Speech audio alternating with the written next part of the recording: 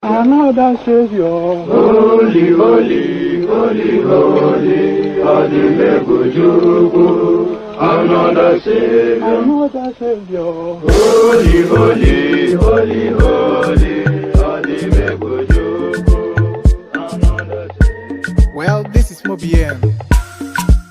This is dedicated to the gallant heroes of the Nigerian Biafra War and IPOB families all over the world. I remember the Nigerian Biafran War, in the thickness of the Biafra genocide.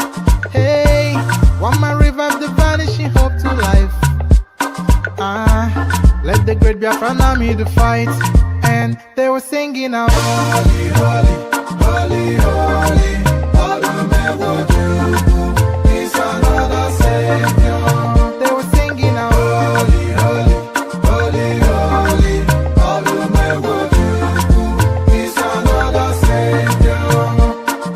Holy, holy, holy, holy, Adumebujuku is another Savior.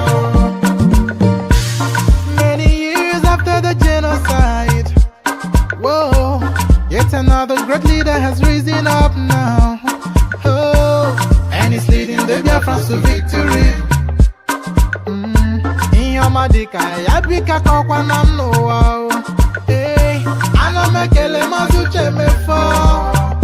Manemo, it's an honor having you on board. When I'm singing along, holy, holy, holy, holy, Nandekano is another Savior. Just sing along, holy, holy, holy, holy, Nandekano is another Savior. When I sing along, holy, holy, holy, holy, holy, holy, holy, holy, is another Savior. Getting moving right and getting moving faster now. Holy, holy, holy, holy, is another Savior. Holy, holy, getting moving right and moving faster. Get the freedom. Is another Savior.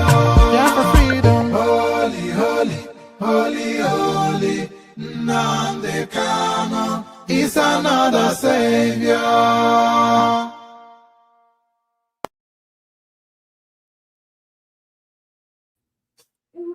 And there it is right there. The ugly rumors spread near and wide. Holy, holy, they say, Nnamdi Kanu is another savior, but is neither holy nor is he a savior. As we know, Nnamdi Kanu presently ensconced in a prison in Sokoto State. So the ugly rumor, holy, holy, Nnamdi Kanu is their mother's savior. Nnamdi Kanu is their mother's savior. All that. Good day to you, good to be in your company and all that. Good day to you, good to be in your company. Hope you're having a gloriously wonderful day so far. The day gets even better for spending time in my company. Your favorite or your laughing man, one man went to mow. So good day to you and welcome to the stream. In this session, we're going to be reacting to a media outing that Daniel Bwala had with Mahdi Hassan, the Pakistani, British, American, whatever he is, broadcaster that is very pungent and hawkish in his mannerism. So we're going to see how Daniel Bwala fared in the international space. A lot of people have been requesting the reaction to this particular outing. So we are obliging that request now with this particular stream. So before we get into the stream, the protocol remains the same. Like if you haven't liked the stream already, like it. Nevertheless, I've not yet given you sufficient enough reasons to like it because the stream has not started yet for you to make the decision. But make that leap of faith by liking the stream anyway. So in a leap of faith, like the stream. If you're not already subscribed, then please correct that. We're after 1,000 subscribers in the course of this month. We're 7 days into the month already. So there's a quick step hurry now to get to those 1,000 subscribers now in the course of this month. So be one of those that leads us to that lofty ambition. 1,000 subscribers in the course of this in the course of this month. So you'll be one of them by subscribing now. So like and subscribe. If you want to come and join me on the screen, there's a hyperlink that says StreamYard in the comment section. Click on that, it'll bring you into the studio. And as soon as I finish my opening monologue, I'll put you onto the screen and engage you in conversation. So that's how that works. Say hello to me in the comment section as well. Tell me where you're joining us from so I can acknowledge your presence, say hello back. But as I said, widely requested, close, at least 4 billion people have sent this in, asking us to react to it. So Daniel Bwala takes his first tentative steps into the international media space. But how has he fared? And don't forget to super chat to us to stream as well. Nobody does that anymore. I'm not quite sure why. Maybe you don't like us anymore. Maybe that's the reason. But the dollar sign at the bottom of the stream is a hint. It's an invitation for you to donate towards the session. So click on that dollar sign super chat to us to stream. But like I said, quite an abundance of people have asked us to react to this particular media outing by Daniel Bwala. So we make post haste now, and we get to the reactions immediately. Acknowledging first our Rattel family, who is saying greetings to everyone. So everybody say hello in the comment section. Tell us where you are joining us from. Our Rattel family joins us from Hong Kong. So there it is right there. So without further ado, let's just get straight into it. Tell me if you can hear the volume from the clip I'm about to play you now. By the way, we've been having problems with the volume, so let me know if you can hear it. So here goes. Security and address two of its root causes: poverty and corruption. Christianity is facing an existential threat in Nigeria. Nearly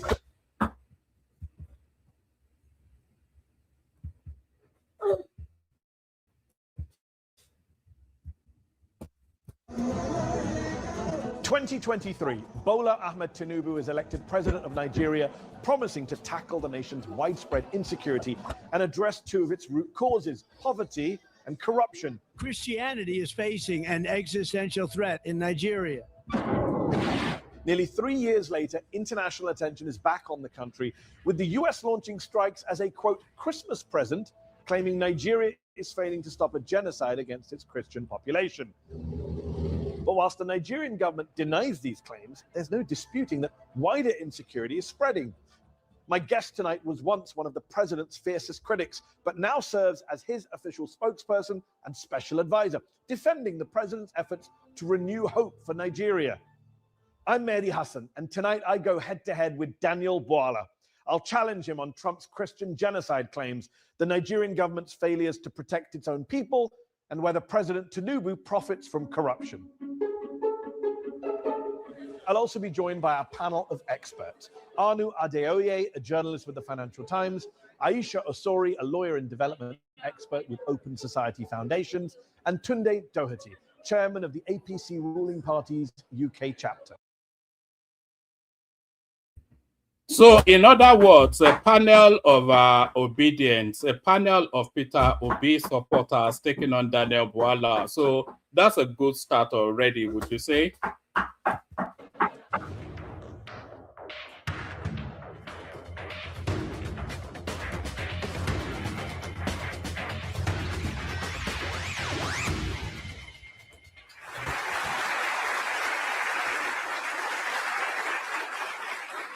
Daniel Bwala, thank you so much for joining me on Head to Head. Nigeria is a proud, sovereign, independent nation, a powerhouse in Africa. So why did you just let Donald Trump and the United States bomb your country on Christmas Day? The United States government did not bomb our country. The decision by the US government was anchored on the intelligence sharing between Nigeria and the United States and the agreement on the operation. So Donald Trump just didn't bomb Nigeria on his own whim? No. The US Secretary of State, Marco Rubio, called our own foreign affairs minister when the decision was made that that was the time to strike, and the foreign affairs minister got in touch with the president. So this was a joint operation, you're saying? Yes, it was a joint operation. On the Nigerian... What I don't understand is, how can it be a joint operation? And Donald Trump says that there is a genocide going on against Christians carried out by Muslims, with your government turning a blind eye. And you've called that narrative a hoax. You said it creates discord in Nigeria. Right. So when Donald Trump says he's bombing Nigeria to protect Christians from a genocide, is he lying? We both disagree as to whether the so-called genocide in Nigeria was against Christians. We believe that it is a targeted killing by insurgents, Boko Haram bandits, and all of these criminal elements against the people of Nigeria, Christians, Muslims, and those who have not identified with any religion. Donald Trump believed it is Christians. We now felt, rather than arguing about whether it is against Christians or not, there is one area we both agree, that we have a joint interest in the fight against terrorism. But you're fine with the fact that his motivation is something you disagree with. You think it's a hoax. But a lot of, like I said, a lot of people actually sent me this clip to react to, and every single one of them, they said Daniel Bwala embarrassed himself in this particular session, in this particular interaction with Mehdi Hussein. But so far, I think he has the upper hand. He's steady, is informed, and is clear in his thought, and is weeding through the hyperbolic language of Mehdi Hussein to present the facts as they obtain. So this is just the opening phase, but I don't see, I think it's presenting so far a champion, stellar sort of presentation. So people that said he's embarrassed himself, I can see that in the opening salvo. Yes, because... So when Donald Trump says there is a genocide against Christians in Nigeria, is he telling the truth? It is a half-truth, in the sense that, yes, Christians have been affected, but the whole truth is that both Christians, Muslims, and those who have not identified. I said the narrative of Christian genocide was a hoax.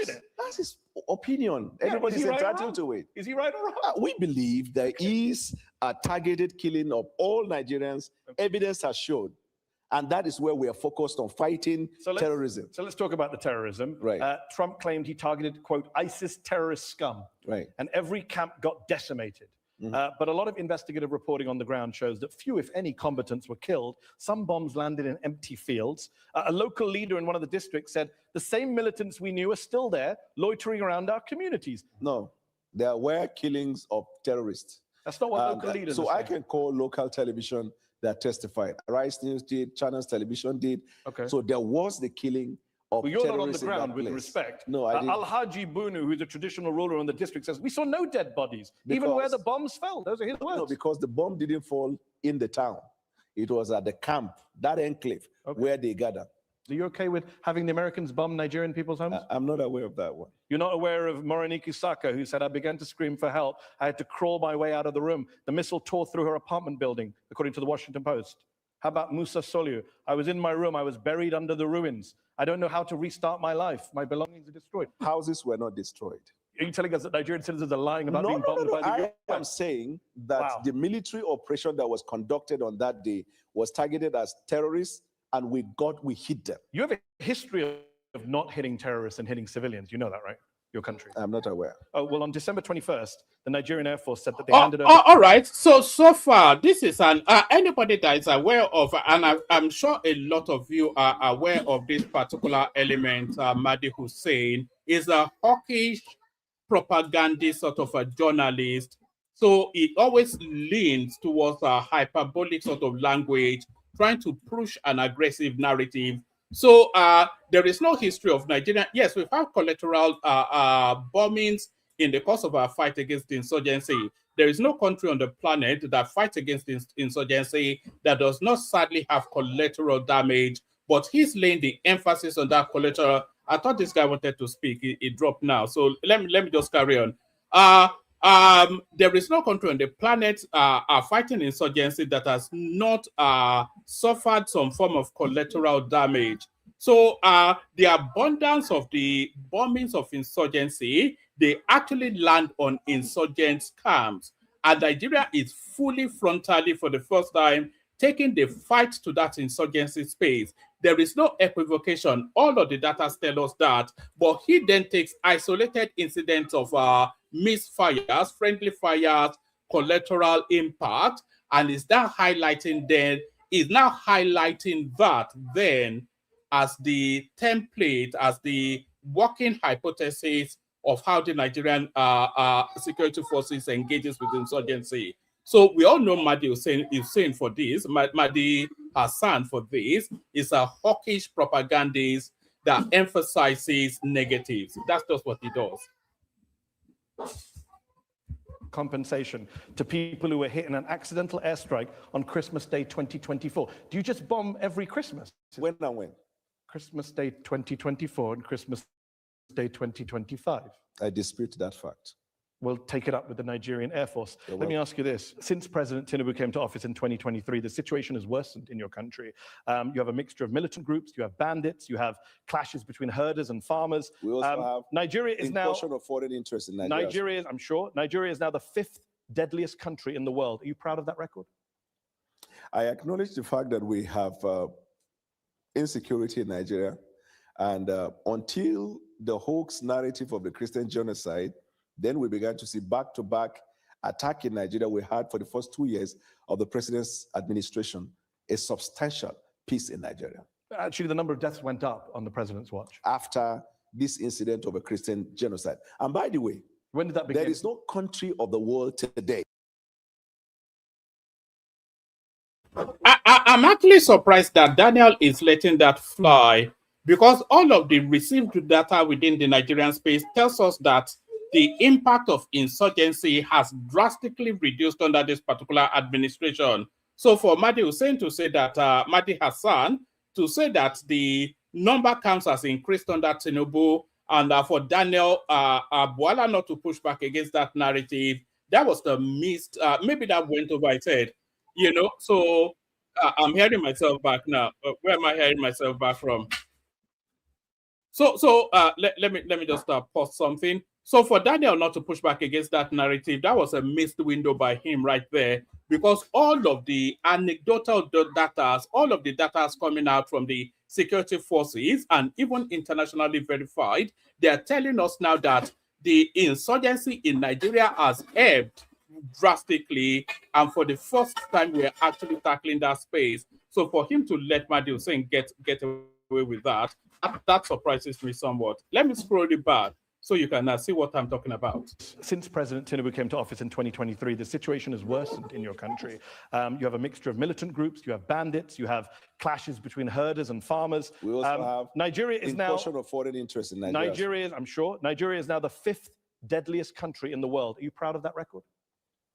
I acknowledge the fact that we have insecurity in Nigeria, and until the hoax narrative of the Christian genocide, then we began to see back-to-back attack in Nigeria. We had for the first 2 years of the president's administration a substantial peace in Nigeria. Actually, the number of deaths went up on the president's watch. After this incident of a Christian genocide. And by the way, when did that begin? There is no country of the world today that is free from insecurity. No, there I are agree. parts of London that's why you can't go in the evening. That's okay, but we're not bombing London to root out militant training camps. But you have had so many of the bombing on behalf of the United Kingdom by the United States. Since you're making rather spurious comparisons. No, the context 11,000 people were killed in conflict in Nigeria. So, sorry, how is that a spurious comparison? Because I don't quite get that, and I'm not quite sure how Daniel is letting him get away with that. It's making a comparative analysis, comparatively relative to the level of development and capacity. London is a vastly more insecure space than Abuja or Lagos. London being the capital city of the United Kingdom. London is a vastly, the Somali gangs will slash your fingers to cut off your wristwatch. There's stabbings every single day. It's like a war zone. You can't walk out at night in London without being attacked by some miscreant or the other. Everybody knows this. Relatively comparatively, relative to where they are positioned nationally, globally in terms of capacity, relative to capacitation, London is vastly a more insecure space than either Lagos or Abuja, and that the facts bear that out. So why Daniel is quite letting him overrun him with all this kumbayaism, this Sakama Day, I'm not quite sure why Daniel is letting him overrun him. Maybe he's intimidated by the English language. 2025, that is up from 8,700 in 2023. That is a 26% increase in the number of Nigerians killed since your party and your president came to office. That's a pretty awful record. It's awful. And we're fighting hard day and night. But that's one of the reasons why the president traveled to Turkey, where we had bilateral agreement to deal with insecurity. That's why we're cooperating with the United States of America. That's why we're cooperating with any country of the world. The reason is because since 9/11, terrorism is a global phenomenon. Agreed. And so every country is involved in it. But it's getting worse in Nigeria. That's the problem. I can't say it is getting worse. You just agreed with me when I gave you the numbers. No, I 8,700 killed in 2023, Right. 11,000 killed in 2025. That's Right. getting worse. How many people were killed in the United States last year? In conflict-related violence, probably. So this is not one. a conflict. What does that even mean in conflict-related violence? The question Daniel asked is, how many people were killed in the United States last year? And he's asking in conflict-related violence, die now. Is it a different death if they are stabbed when they are robbing them as opposed to being bombed? Do they die differently? In Lagos, we say die now. All die now. How many people were even killed in the United States even today? These people are just hemorrhaging each other like they're killing fowls and chickens. So let's make the comparison. Relative to the capacitation, let's make the comparison. So this guy should have been a lot more aggressive, Daniel. You shouldn't let this Pakistani boy overrun him. This is an act of terrorism. Okay. So how many people were killed in the United States in terrorism? It wasn't 11,000. This is part of what Donald Trump many years ago in his first term classified the Western media as what? Fake news. The reason is because context matter. This is not Western media. You right? are well this aware. Is not Western media. Yes, I understand. But this you is are the Armed Conflict Location and Event Data, ACLED, the most respected group that counts conflict-related violence around the world. Let me ask you, where there is a terrorist I could also attack, give you another source. Conflict? I mean, National Human Rights Commission. This is a Nigerian group. 2,266 people were killed by bandits or insurgents in the first half of 2025. That's more than were killed in all of 2024. You are failing. Amnesty International says you are failing at security. The numbers don't lie. It's unfortunate, and as a government, and it's getting worse. We're working day and night and it's to getting deal with worse. that situation. I don't agree to the fact that it's getting worse. How can it not get worse if more people die in 1 year than the previous year? Context matters. What's the context? The context is not getting worse. What? Yes. The context is not getting worse. The context is that it is not getting worse because you see, this is a water, right? Okay. If you have the water half, you could say half glass filled or half empty. Yeah. Isn't it right? Yeah. So the Western media always see Nigeria, Africa, and some of the activities in Africa as half empty. Excuse me. But we see it as half full because when we look at it, and when I say context matter, before the president took the oath of office, we knew the situation in Nigeria. And you made it worse. When he made the decision to take bold step to put Nigeria in better trajectory, we were well aware of the fact that it was going to incense lots of people. Okay. We are also You've aware. made your point. I get the glass half full. I get the context. I also understand basic mathematics. Let me ask you this. President Tinubu only declared a national emergency in November of 2025, brought in a raft of policy changes. After Trump declared your country to be a country of particular concern for failing to deal with the threat of Christians, does your government only spring into action when it is internationally shamed into doing so? Unfortunately for you, 6 months before that, we arrested the leaders of La Kurawa and Boko Haram. Some months before that, we killed a certain number of terrorists that the U.S. government, State Department, commended Nigeria. The U.S. Embassy celebrated the fact of the exploits of Nigeria before Donald Trump said that. But again, he shamed you and you declared a national emergency. You didn't do it before he shamed you. We declared the national emergency 6 months before Donald Trump's statement. No, that's not true. Oh, no, that is true. Tinubu declared the national emergency on insecurity around about June, thereabout last year. A long time before, I think he may even have declared it before Donald Trump was elected. So Daniel Bwala needs to be a bit more aggressive with this Pakistani boy. The president of November of 2025. No. Much earlier, around, I think April or May, the president declared national emergency on insecurity. But the actual national emergency was in November. How can it be actual? People can look this up. Let's talk about kidnappings. The world remembers Chibok in 2014, when 276 schoolgirls were taken by the militant group Boko Haram. Very little has changed, unfortunately, in Nigeria. Just last November, 250 students and staff were kidnapped from St. Mary's Catholic School in Niger State. 2 years into Tinubu's presidency, Nigerian research firm SBM Intelligence said, and I quote, Nigeria's kidnap for ransom crisis has consolidated into a structured, profit-seeking industry.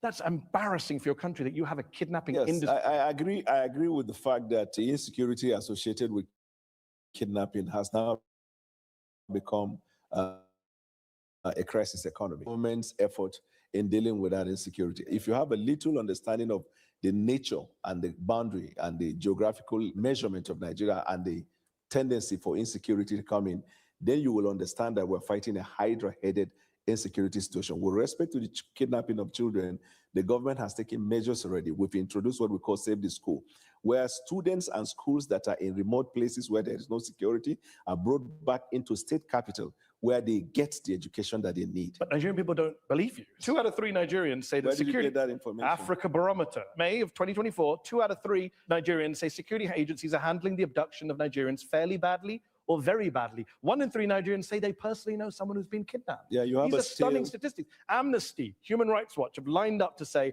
that you have allowed impunity to flourish, you have failed to apply lessons from previous attacks, damning indictments of your security to you, that's not what they said. That's that not what is Amnesty not said? what yes. Amnesty... I've literally got the quote right here. Quote it. The authorities' failure has allowed impunity to flourish and the killings to spread to many parts of the country. Source. Amnesty International, February 8th, 2026. Well, I'm not aware of that one. You're not aware of that one? I am aware. I'm aware. At the weekend, you put out a video to music of you and a team researching and prepping for this show. And yet every time I've asked you something, you say, I'm not aware of that. What were you researching in that video? You're really funny. Let me tell you this. So this Mahdi Hassan is singularly the most ludicrous journalist on the international scene, worse than Piers Morgan, just the pits of depravity and opportunism, and it's just the worst. It's just pond life journalism, the lowest of the low. It's just always looking for peppy little asides to do gotchas. It's just gotcha journalism, sensationalism just for its own sake, nothing of substance. There's nothing the audience will leave this interaction with as an enhancement of their knowledge of the Nigerian situation. He's just wanting to, he wants to undermine, he wants to do gotchas and all of these nonsensities. These people, they call them shock jock. There used to be this guy, this American guy, back about 2-3 decades ago. They called him Howard Stern. They call them shock jocks. It's a genre of journalism that just works on shock and sensationalism. He has not said anything at all. No acknowledgement of the efforts being made. No acknowledgement of the gains that the international community even acknowledges that the country has made. It's just one-line gotchas just for the delectation and the titillation of his audience. Question. Amnesty International, you asked me for a source, I read out the source. You asked me for a date, I read out the date. What's your response other than picking up glasses of water? No, Amnesty has a history of calling everything bad. Okay. I think that's what every authoritarian government in the world has said. What is Amnesty's report about US? Bad. Not just bad, you didn't use the word bad, you read. Yeah, what very bad. Governments who do bad things, they all criticize human rights groups. No. Yeah, they do. I do this for a living. Let's ask about corruption before we go to our panel who are waiting patiently here. Transparency International, they say systemic corruption continues to plague the defense sector, causes a major hindrance to security. President Tinubu said in August. All right, let's bring Fagbamila back into the conversation. He has joined us again. You came in and then you left. What are you making of Mahdi Hussein's interaction, or more to it, Daniel Bwala's interaction with this Pakistani boy that is trying to undermine the efforts of the Nigerian government? I take it you've already seen the interview. Everybody has. What are you making of it so far? Good to see you, Fagbamila. Good to see you, woman. I've been listening to your program for a couple of years now. I haven't gathered a courage enough even to come up. But today, I think I tried. I don't know anything about what this conversation is. I'm just trying to join. So maybe you can give me some time to All right. solution. All right. Stay with us. We continue to listen as it builds up. Then you form your thoughts, and then you give us a submission. Good to meet you. So that's Fagba Miller right there. One of our erstwhile silent listeners now summed up the courage to come and join us. So everybody should join that as well. We want the conversation to expand. You always hear us say that, and part of the expansion is new voices joining us. So let's carry on, and then come in as you will. Thank you very much. There is no more corruption in Nigeria. That's a ridiculous thing to say, is it not? We investigate any case of corruption, not just in the defense, but anywhere in government. This administration has had lots of people who are in government, either sacked or investigated and being prosecuted. The resolve of our administration in dealing with corruption is obvious. Why did he it's say there's open to no the more world. corruption? You probably read him out of context. Read No, the I didn't. complete- No, read exactly what he said. You're cherry picking. How can someone just stand and say there is no corruption in Nigeria? It What is was the getting context? clearer to the people. We have more money to the economy and no more corruption. Full stop, close quote. Good. So this is the context. He was communicating to the people about the Right. I just don't want to make the effort, but I can go and dig through the archives and I give you verbatim what Tinubu actually said. You know, this is if you've ever heard the phrase "context matters," this is the phrase. This is the sort of a situation right there where this applies. So what Tinubu said in that instance, and he was speaking to plugging the loopholes of corruptions within the Nigerian space, and he was talking particularly to plug in the loopholes of corruptions in both the dollar arbitrage, the exchange rate, and the fuel subsidy. So what he has said now is that they have near zeroed the corruption portals of those particular corruption potholes, and that was specifically to specific aspects of the economy. Not a universal statement. It'll be a statement of retardation to say that you have ended corruption in Nigeria, one of the most corrupt countries on the planet, and he never said that. So when they say context matters, so he quotes him only up to a point without setting the context of exactly what was said. But I don't think Daniel Bwala has the full memory of that particular pronouncement. So as ever now, he's fumbling at the lips, letting this Pakistani boy bully him. exploit we're having as a result of the decision to remove fuel subsidy, we dealt with the question of corruption in the oil industry. And that's not what he said, but okay, he didn't say anything about the oil industry. That's why I say context matters. Well, you can't just make up the context. He didn't say anything about the oil industry. He said we have more money to the economy and no more corruption. In fact, he was criticized in Nigeria for this. Last question on this. How can Nigerians take Tinubu seriously on eliminating corruption when he appoints someone like Abubakar Bagudu as Minister of Budget and Economic Planning, a man who, according to the US Justice Department, with others, embezzled, misappropriated, defrauded, and extorted billions with a B from the government of Nigeria under the dictator Sani Abacha. Bagudu avoided criminal charges. He cut a deal with the Nigerian government, returned some of the money. But the president literally put Nigeria's budget in the hands of a man who's accused of looting billions of dollars. You started your introduction by saying it's a sovereign country. The decision of the court in the United States does not bind.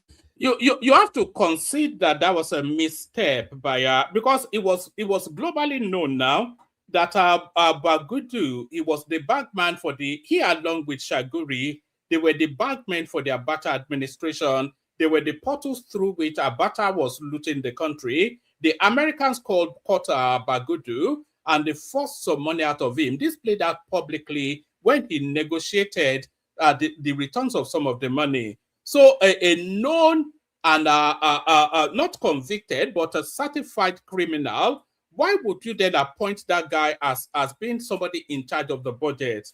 So that was a misstep by Tinubu. It was political patronage, but it was a misstepped political patronage. So Daniel has to take that one on the chin. The Supreme Court of Nigeria. But he gave $163 million. And that man is now in charge of the Nigerian budget. You're okay with that? I think. Do you think it's funny? I mean, no, two-thirds of you Nigerians think it's funny. No, I don't. I think people who are giving $163 million back shouldn't be in charge of the country's budget. Thank you for your observation. Okay, but do you think they should be in charge of the budget? There's no evidence that that minister has misappropriated funds in the government of Nigeria. Why did he give back $163 million? To Nigeria or to the U.S. To government? Nigeria. Why did the U.S. government give him $100 It's million? a settlement. That's what you do in settlements. Okay. Why was he settling? So, Okay. if they So you're settled comfortable him, with he a guy settled us. who is accused by the U.S. Justice Department of embezzling with the Sani Abacha regime billions of dollars, being in charge of the budget Are today? you okay with a president of one of the countries in the world who was convicted by the courts in that land and the person is still governing the country? Who are you referring No, to? I'm just asking. But which country? Okay, are you also okay?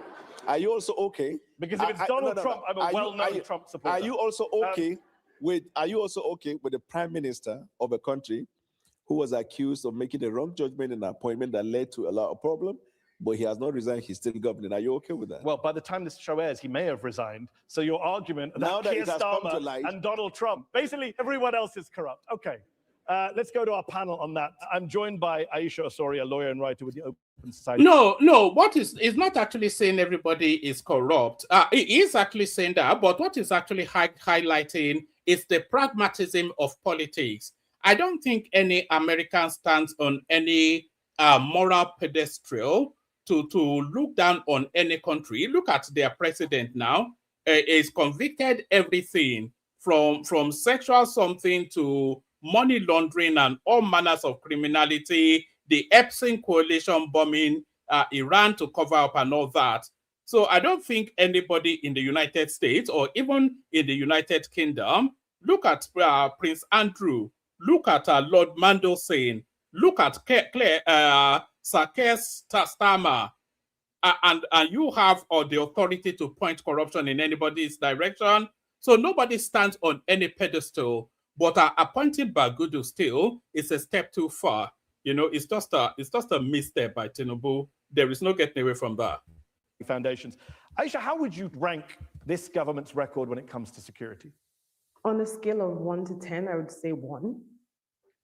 And I think one thing that I haven't heard in the conversation so far is that since President Tinubu came into office, we have no diplomatic presence in any of the major capitals. And the reason why this is tied to insecurity, for example, let's use our borders with Chad, Niger, Cameroon. When you have no diplomatic presence in those areas, then you're not able to engage on the insecurity. We talked about kidnapping a few minutes ago. There must be a link between the atrocious amounts of money that are being raised by kidnappers. Over $1 billion in 2024, according to the national, from ransoms. That must be what's fueling the insecurity. So there's a link between the kidnapping industry and the rising insecurity. So killing a bunch of terrorists while constantly there's a wave of terrorists coming in through the borders from Chad, from Niger. Again, another thing that's been alleged is that President Tinubu's bad handling of the coup in Niger, where he said we were going to attack them, was one of the triggers for these countries, Niger and Burkina Faso, leaving ECOWAS. I'm just saying all of that is connected. Yes. So let me bring in Tunde Doherty, who is the UK chairman of the All Progressives Congress Party, the party of the president. What is your response to Aisha when she says 1 out of 10 security rating for your country? Definitely, what Aisha is saying, well, does not really have bearing. We have the diplomats that does fulfill the policies that of government. And in terms of the security situation we're talking about in Nigeria, it's not today's thing. And we must look at the solutions that this government has put into force. You find out that the security architecture in Nigeria has been changed. We talk about the collaboration between the government and the United States in terms of dealing with insurgencies right there and then. Because, you know, Nigerians don't manufacture most of this high-tech required equipment to deal with such situations. The president, the government, is really doing quite fantastic work in making sure that they fight these insurgents, collaborating with all factors or all countries that is ready to work with them. Let's bring in Anu Adeoye, a journalist for the Financial Times who recently covered Nigeria and West Africa. Anu, we can't talk about insecurity without also talking about the economy and the underlying social economic issues. Is the average Nigerian both safer and better off under President Tinubu? The obvious answer is no, right? And before I get to that, I want to talk to what Daniel said.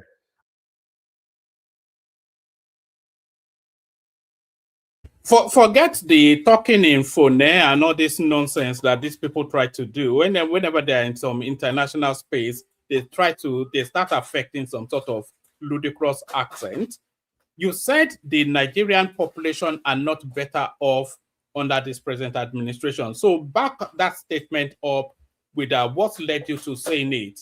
So where were they before and where are they now? And how are they worse off now than they were previously? That's what the question is. You are an economic something or the other, so speak to your specialism.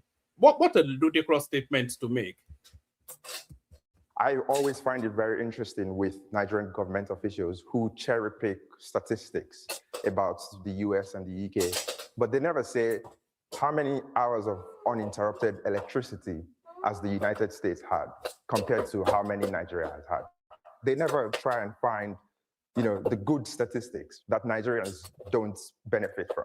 If you look at the poverty numbers, this is according to the Nigerian Bureau of Statistics. More than 120 million Nigerians are living in multi-dimensional poverty. So that's not just people who lack $2 a day. That's people who can't afford.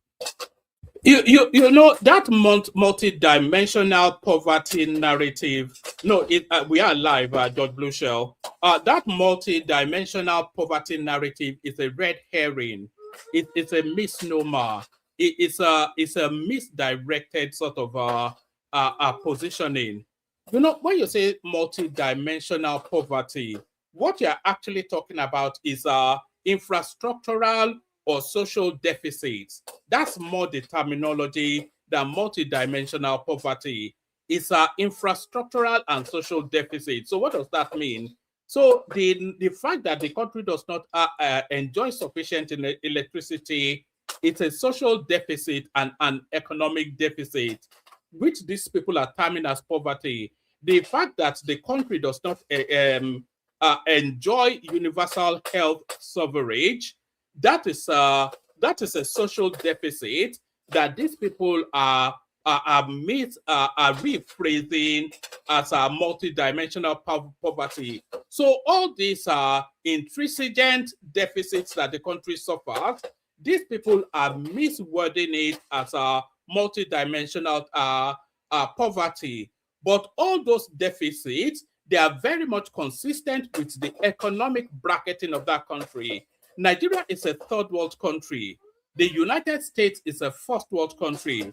The United Kingdom is a first world country, as is Germany, etc. So you cannot draw parallels between what obtains in the United States, which is a 20-something trillion dollar economy, with the Nigerian situation, which is a 300 to 500 billion economy. So the mathematics doesn't match up for you to draw that parallel. So it's an obfuscated, misdirected sort of a narrative for reasons of trying to undermine the government and the country. Food, who can't afford shelter. And even if you look at the numbers of the people who have died, right? These are wartime numbers for a country that is officially not at war. And so I think it's really, really difficult to make an argument and say, things are trending in the right direction. Casualty numbers, wrong direction. Poverty numbers, wrong direction. Right. We were very clear with the Nigerian people when the decision was made. It will bring discomfort temporarily, but the long term is what we are promising. We decided to also involve intervention mechanism in dealing with some of the hardship that the people undergo. Now, when that decision was made in May 2023, it was hellish. But as I speak to you today, the numbers, the indices, and the stats are favorable to the economic reform that we have introduced. Our foreign reserve has increased substantially. Our net import dependency went down. Our export production capacity has gone up. Our naira is strengthened.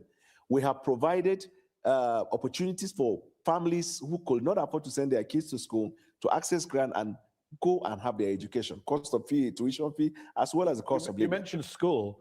20,000 schools in Nigeria have been shut in the last few months because of these kidnapping attacks. Correct. 18 million Nigerian school children are not going to school, according to the UN. That is the highest number anywhere in the world. Because are you proud of that? I'm not proud of that because of insecurity. But the measures we're taking now, we're restoring them back to their schools. And some of them whose schools are located in places where there are no governed spaces, we're bringing them back into towns. So when you give out your stats or your opinion about an issue, also incorporate this fact so that the viewer will look at, yes, there is an obvious fact that because of the That's a fair point. Because of the policy decision that it brought kind of untold hardship, but also... To me, Daniel Bwala is doing excellently well so far. For all of the people that claiming that he embarrassed himself, I've not yet gotten to that point where I'm in accordance with that opinion that he embarrassed himself. Is doing excellently well so far. So we are making progress in this regard. So I agree with you. That's a fair point. We should look at things in the round, and you pointed out things you've done well. But then you need to do the same thing. Do you accept then that the poverty numbers are going in the wrong direction? Yeah, sure. It's like that's the crucial one for a lot of Nigerians. No, but numbers don't lie. 141 million people in 2026 are going to be living in poverty in Nigeria. I'm not quite sure where he's getting that 100 and X number, whatever it is that he said. But you have to look at the mitigation, and then you have to domesticize the narrative as well. So what's the mitigation? What mitigates then that 100 and something thousand people living in poverty in Nigeria? The mitigation, and what is the metric of our poverty? You know, they're saying, is it $5 a day, thereabout? But that doesn't apply in the Nigerian circumstances, because if you're looking at $5 a day and you're looking at relative to the purchasing power of the Naira locally, then you might want to recalibrate that particular metric. That's just what it is. So even that multidimensional poverty, that people living in poverty, is a westernized, standardized sort of a narrative based on whatever peculiarity that is not applicable domestically.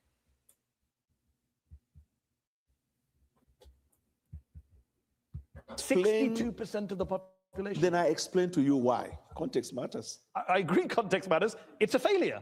What you did produced 62% of poverty. So the IMF, the World Bank, and the Brentwood, they have applauded the reform decision we took. Now, tell me one country of the world that will introduce that kind of reform, and there won't be consequential effect in terms of... let me bring... Even in the United Kingdom, as we speak, there is a cost of living crisis. Are you aware? No, I'm not aware of that. Okay.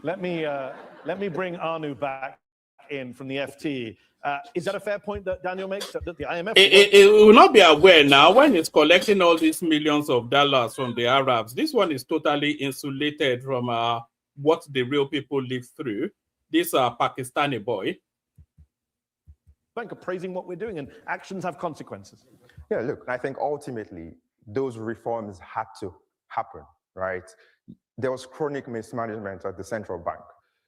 The government before the Tinubu government was an APC government. So it's the same party. So, you know, there's only so much blame they can pass around. Yes. This fuel subsidy, you had to do something. It was riddled with corruption. But then the other part of that argument is doing those reforms should not be the end goal. It should only be the starting point. What you need ultimately is foreign direct investment in Nigeria. You need people to bring money into Nigeria to invest long term. Both foreign direct investment in Nigeria. Let me bring in Tunde. Tunde, Anu makes the point, it's all APC governments.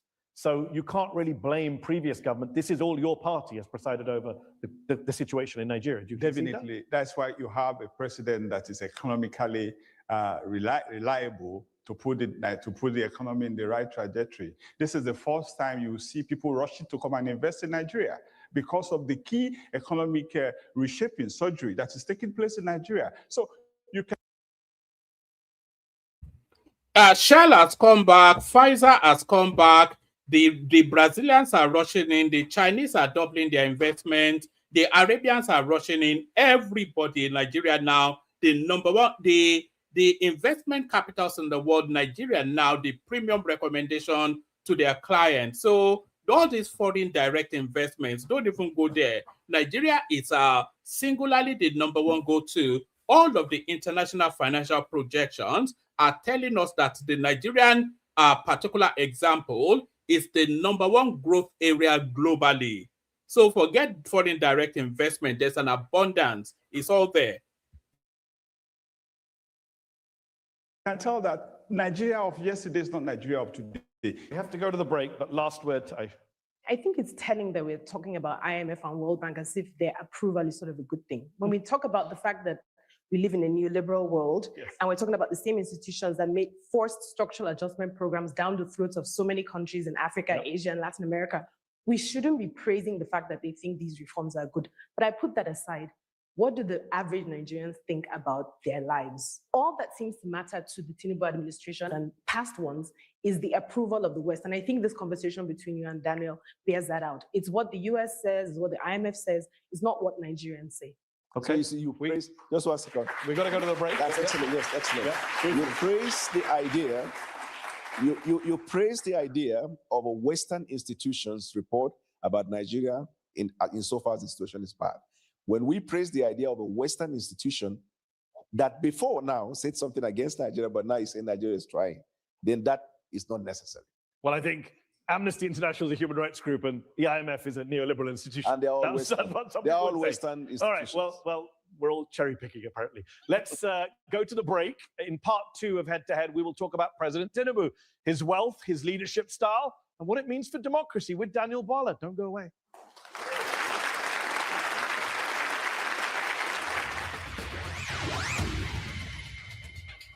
One man.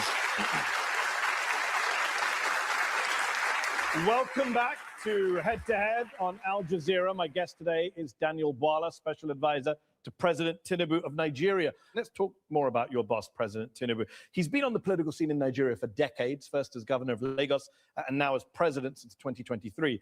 He's a very rich man in a very impoverished country, and there's a lot of mystery as to where he got his wealth, estimated to be in the billions of dollars. What do you say to people who highlight allegations against him of, quote, massive corruption and misappropriation of funds? That's their opinion. Actually, it's your opinion. In general. You know, there was one thing that Obasanjo said once upon a time. Not often do you quote Obasanjo, but in this instance, very applicable. Obasanjo said, allegations are allegations and anything can be alleged. You know? So they say Tinubu and they say corruption, but nobody has ever really mentioned any instance that indicates towards corruption with Tinubu. They say, oh, Bullion Van went to his house during the elections. Okay, Tinubu is a very wealthy man, and Bullion Vans are used to carry money. So was the money declared stolen? Did somebody allege that the money is missing? Is somebody taking claim to that money? But Bullion Van went to his house on the eve of the election. Therefore, the money is stolen. So how does that correlate with logic? They talk about Alpha Beta. So Alpha Beta is not owned by Tinubu, but it has investments in it. But what's Alpha Beta? It's a tax consulting consultancy that acts as an agent both for Lagos State, 7 other states in Nigeria, and about 3 other West African countries. So they bring their expertise to bear and they get their commission off the back of that. So what exact illegality is there in that? So contrast that with somebody like Peter Obi, who stole 250 million naira in cash and was caught in Lagos with the money by Musiliu Smith, the commissioner of police in Lagos State at that time. Or Peter Obi that took the whole of the Anambra State money and put it in his personal bank and used it to invest in his own personal company, all of this. So who has the more indictable corruption allegations against them? Tinubu, which is all dog whistlings and smear campaigning, or Peter Obi with the verifiable instances of corruption, crudely stealing money in cash, 250 million. Go and check it. 2007, June, that was when it was caught with the money by Musiliu Smith in Apapa. Go and check it. June 2000 and is it July? July 2007. It was caught in Apapa with 250 million naira in raw cash that is stole from the Anambra State local government. Raw cash. Imagine if they caught Tinubu stealing raw cash. Imagine what will happen. Go and check it now. Don't call me a liar now. You have Google now. Go and check it now. I'll give you the dates. Number 7 Aerodrome Road at Papa. That was where they caught him. The property belongs to him.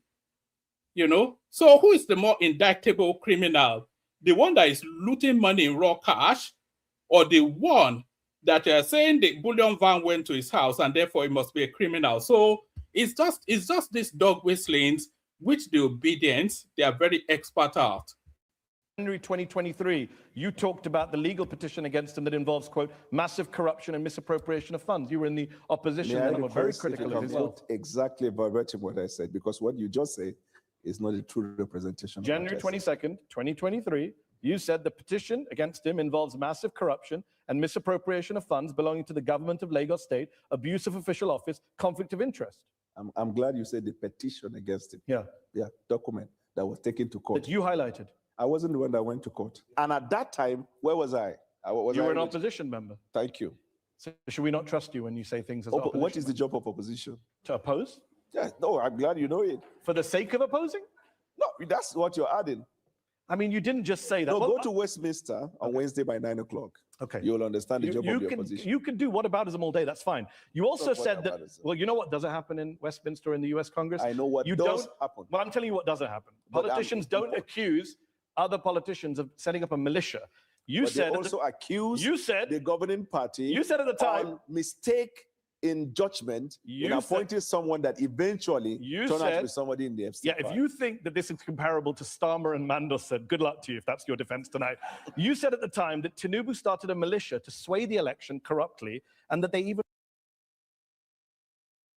That's not even the point he's making. The point he is making is that it's, and by the way, can everybody listening to us, please make sure you have liked and subscribed. Whether you agree with my analysis or not, you are still engaging with the platform. So please make sure you have liked and subscribed. The point that Daniel Bwala is making is that it is the position of the opposition to oppose every stance of the government. We see this in every parliament working. In the United States, in the United Kingdom, go and watch Prime Minister's Question Time any day of the week. They throw all manners of ludicrous, because what they say in the House of Commons is not legally binding. It has no recourse to law. So they speak with all manners of wild language, making all manners of allegations and accusations, similarly to what opposition obtains. Daniel Bwala was a senior opposition figure at that time, and is opposing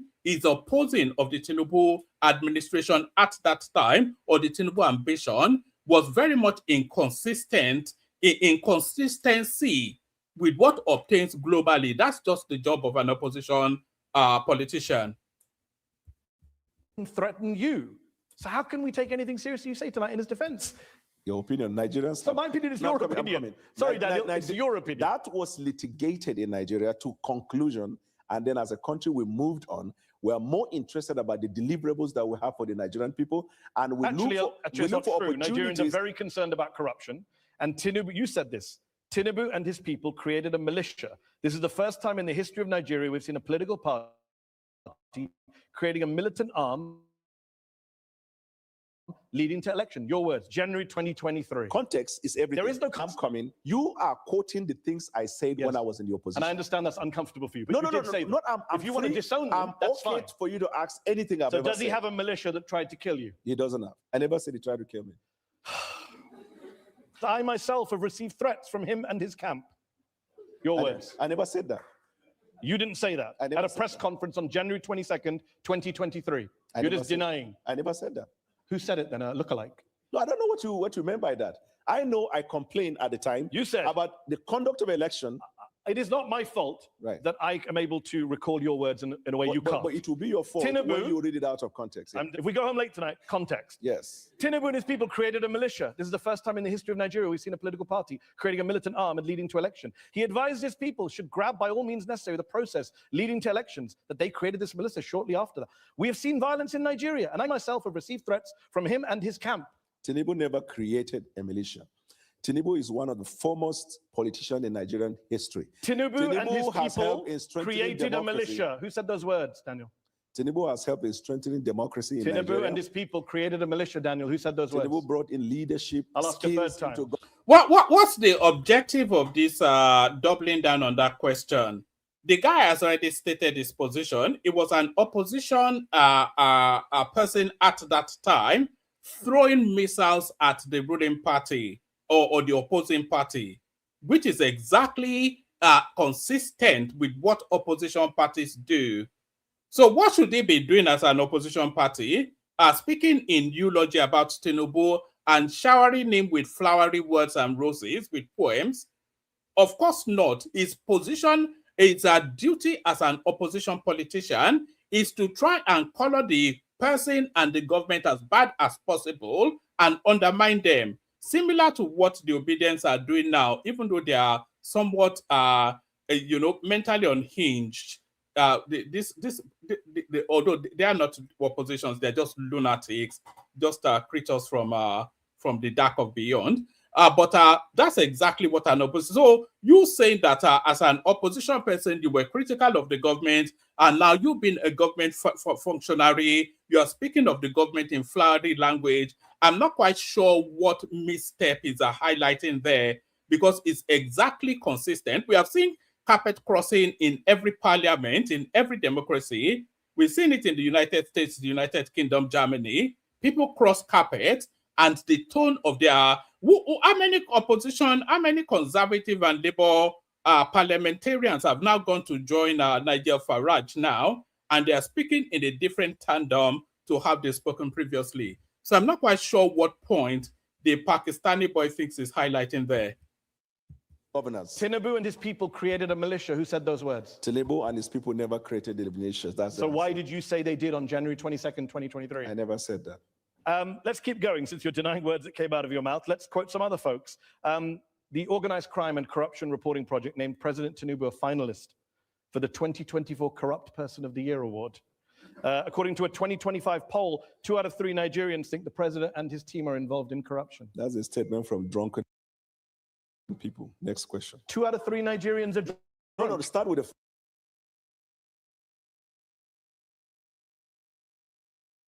There are several citable instances of corruptions that have been proven in court that stands against this guy. Look at Tinubu and tell me one instance, just not an allegation, no, but an instance that a corrupt practice has ever been established against this guy. Tell me one instance that is provable, even if it's not proven in court. Tell me one instance. I've given you 10 about how Peter Obi was stealing money, stealing cash from the local government in Anambra State.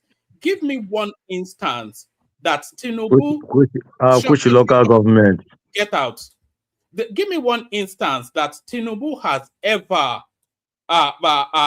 been proven to have taken money or using his influence or using politics. Give me one instance of a corruption allegation that has been leveled against this guy to a provable level. It's just Bullion Van went to his house, so Bullion Van, what is that nonsense? So give us an instance now. You say, ex-Nigerians think it's corrupt. Anybody can think anything now, based on the regurgitation and the aggressive campaign of calumny that you're getting from the Southeasterners launching at this guy. But give me one instance of a provable thing that has ever been leveled against him. First, what would you say the first time? The first one was the OCCR reporting project. They are the drunken people. Okay, what about the Nigerians? Are they sober? Are 2 out of 3 Nigerians sober when they say your president and you were involved in corruption? Nigerians are entitled to hold and express opinion. Yes, it and is in our constitution. The fact that you express an opinion does not substantiate that opinion. I agree, but that's their opinion. You accept that 2 out of 3 Nigerians think that your government is corrupt. I will be happy if you can tell me a finding of court that says Tinubu is corrupt. Well, what's interesting you should say that, because a lot of Nigerians have reason to suspect that his wealth was built on illicit activity. A lot of English people have... No, that's not the question now. They said, he asked a finding of quote, something substantial that establishes Tinubu as a corrupt person. That was the question, but the Pakistani boy, just after the shock effect. About the prime minister, you can a talk lot about of Americans have complained. There is no country of the world where the people aren't complaining about their leaders. All right, that's how I love it when you set these challenges. Can you find me a country in the world where the sitting president, the US government seized $500,000 from one of their Chicago bank accounts after investigators found probable cause that the funds were proceeds of drug trafficking, specifically heroin. Tinubu gave up the money in a settlement. He was never indicted of a crime. But when a US judge last year ordered the release of all of the documents by the FBI, Tinubu went to court to prevent it. What does he have to hide? The minute a matter is taken to court by right, you have the right to send your lawyer. The fact that you send a lawyer to defend your matter or to go against a motion that is filed before the court is not a conclusive proof of acceptance of the But he's fact obviously got something that to was taken hide. to the court. He gave up $500,000, which were probably the proceeds of drug trafficking. I'm glad you used the word probably, but it is not. Go ahead. Look at that. An international journalist making allegations on probably. The obedience said so now, so it must be true. The obedience told me that he was a drug dealer now, so prove that it's not. What does that even mean? This Pakistani half-wit.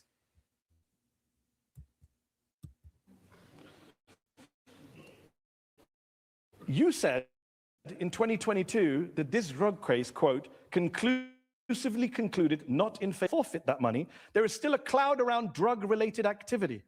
Cloud. You know, in one of these days, we're going to address this drug narrative because Tinubu did not forfeit drug money, no. Tinubu was acting as a consultant to a myriad of people. And part of the people, even as a lawyer, you are allowed to handle and hold client funds. And part of the client funds that Tinubu was holding at that time as a consultant had links to somebody that they alleged had drug involvement, and that was we will address it fully one of these days. I think Fatai has done endless.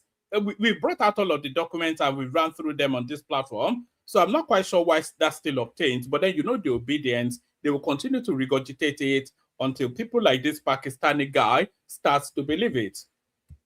Yeah. Not a conclusion. Okay, so the cloud's still there for a lot of Nigerians. No, the cloud is no longer there. How did it disappear? Because the Nigerian people have moved on with the president. Who said they moved on? The facts are there. Less than 10% of Nigerian voters voted for him. So that he doesn't have some big mandate from the people that means that I can't ask you, why did he give back $500,000 to the US government? Well, what does that even mean? Did 10% of the eligible voters vote for Donald Trump? Did 10% of the eligible voters, by the way, are registered voters, did 10% of the eligible voters vote for Sir Starmer? Did they do that in Germany? On what democracy in the world did 10% of the eligible voters vote for? A good 70% of eligible voters don't even vote.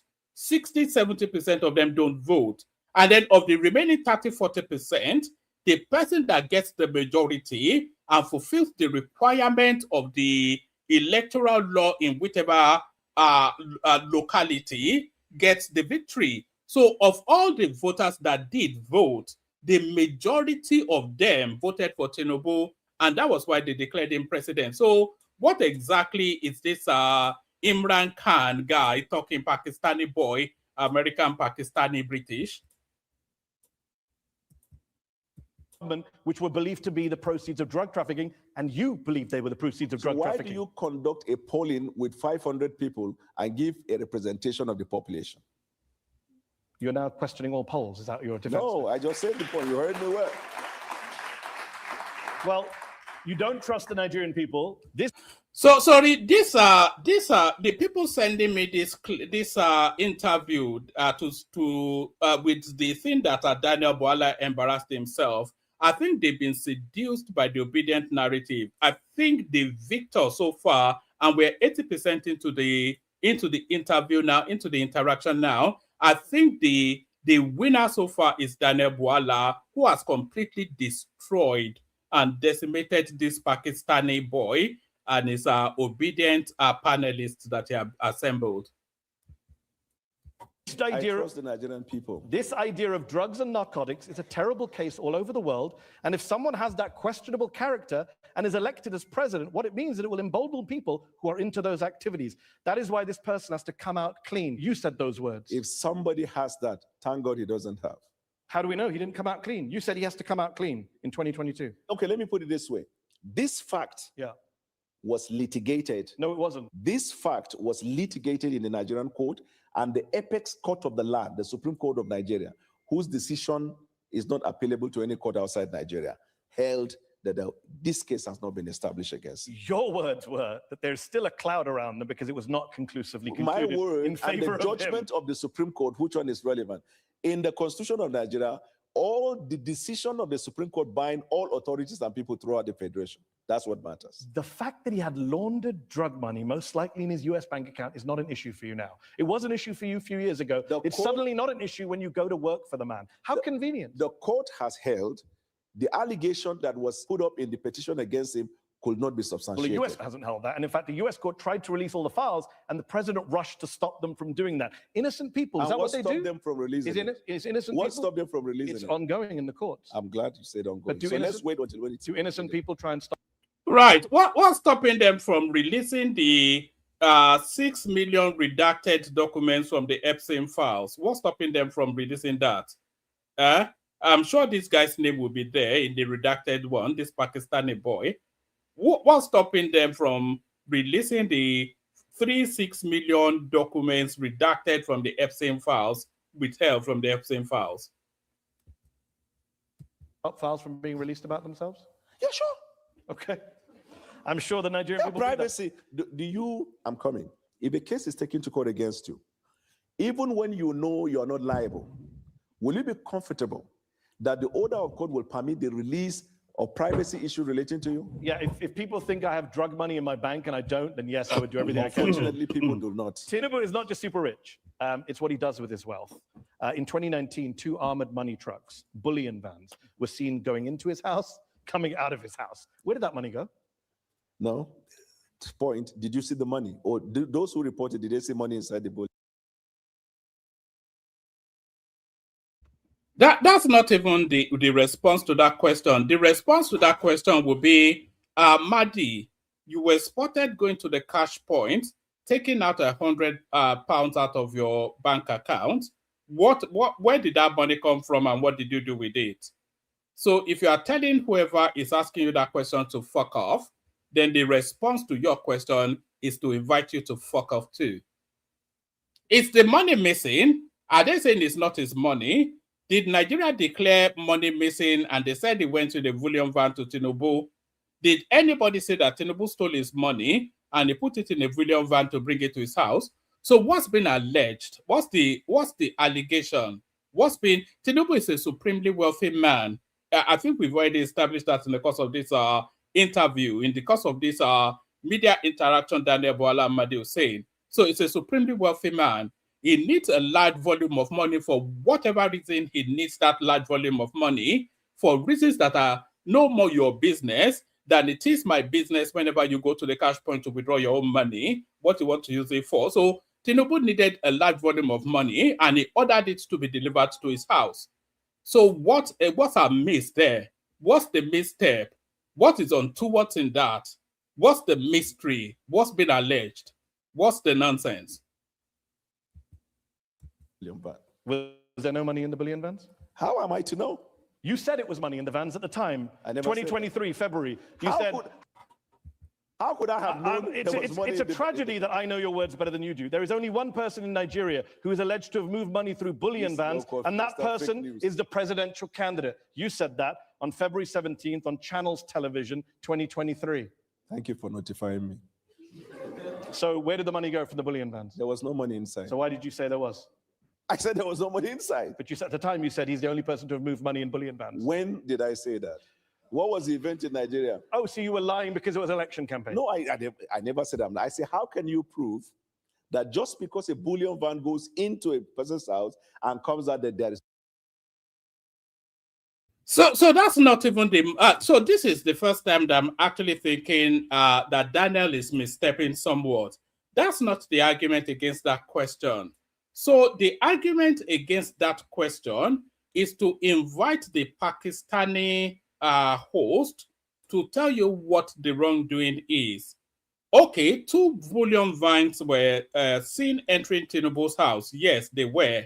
And bullion vans serve only one purpose, to transport money. So it is large volumes of money, by the way. So it is safe to assume that the bullion vans were carrying monies into Tinubu's house. So that's fair enough. So 2 bullion vans filled with money were seen going into Tinubu's house. Okay, fine. So, but what's the allegation? What is the allegation? What does it want to do with Tinubu house, is it bank? Fuck you. Fuck you. when I only speak when I invite you to speak, you son of a bitch. It's locked me off my stride. Don't ever do that again, man. When I'm in flow, don't cut through my flow, because it's a stream of consciousness being poured out. I'm not speaking from a real speech. Don't do that nonsense here. I've warned you often enough. Fuck you. You know? So what has been alleged? That's the question. What has been alleged? A person that orders money to be delivered to his own house, his own money to be delivered into his own house. So what is being alleged? What's the allegation? That's the response to that. Maybe because people said it was vote buying by Tinubu. Tinubu himself said, I gave money to the people. You know he said that? Yes, I also give money when to people. When you give money myself. to people would say that's vote buying. Politicians, rich politicians give poor people. No, he doesn't money. give money to people on election day, but he helps people. But people at the time said it was vote buying. Do you agree with that? Who are the people? You said, no, I never ostensibly, said that. I can't believe you still keep walking into this. You said it was done ostensibly for vote buying. Do you agree with Daniel Bwala or not? Please don't lift up a glass of water. Well, it's a somewhat of a nonsense. It's clutching at straw, sort of. I still don't understand what's been alleged here. You are saying Tinubu had money delivered to his house, so you cannot establish or even indicate that he's stolen money. Now you are saying it's for vote buying. So what's the basis for that conclusion? Why can it not be for a business deal? Why can it not be for him? You know, there was an instance when what's it called? Dangote was giving this anecdote. I'll find the clip for you. He said he was talking about the moment he realized that he was rich. He said he went to his bank and he requested $10 million in cash. And then he put the $10 million in cash in his boot, took it to his house, and had it assembled on his coffee table. And then he looked at the $10 million. And then after a while, he took it back to his bank and put it there. And he told in that interview then that was when he realized that he was rich. So he can request his own money for whatever reason. How can he ordering money be tantamount to vote buying? This is just the thing now. Contrast that with somebody like Peter Obi, who stole money in cash, 250 million, and was caught by the police.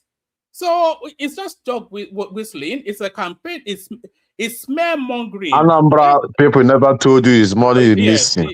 Yeah. Go and fuck yourself. Anambra people did. It was in his impeachment petition. You don't have the literacy to understand this. You're an illiterate. You have no concept of anything. Go fuck yourself. What exactly is he inviting? Who has come forward to say that their votes were bought? That's the thing. Daniel Bwala is letting this Pakistani guy get away with too much.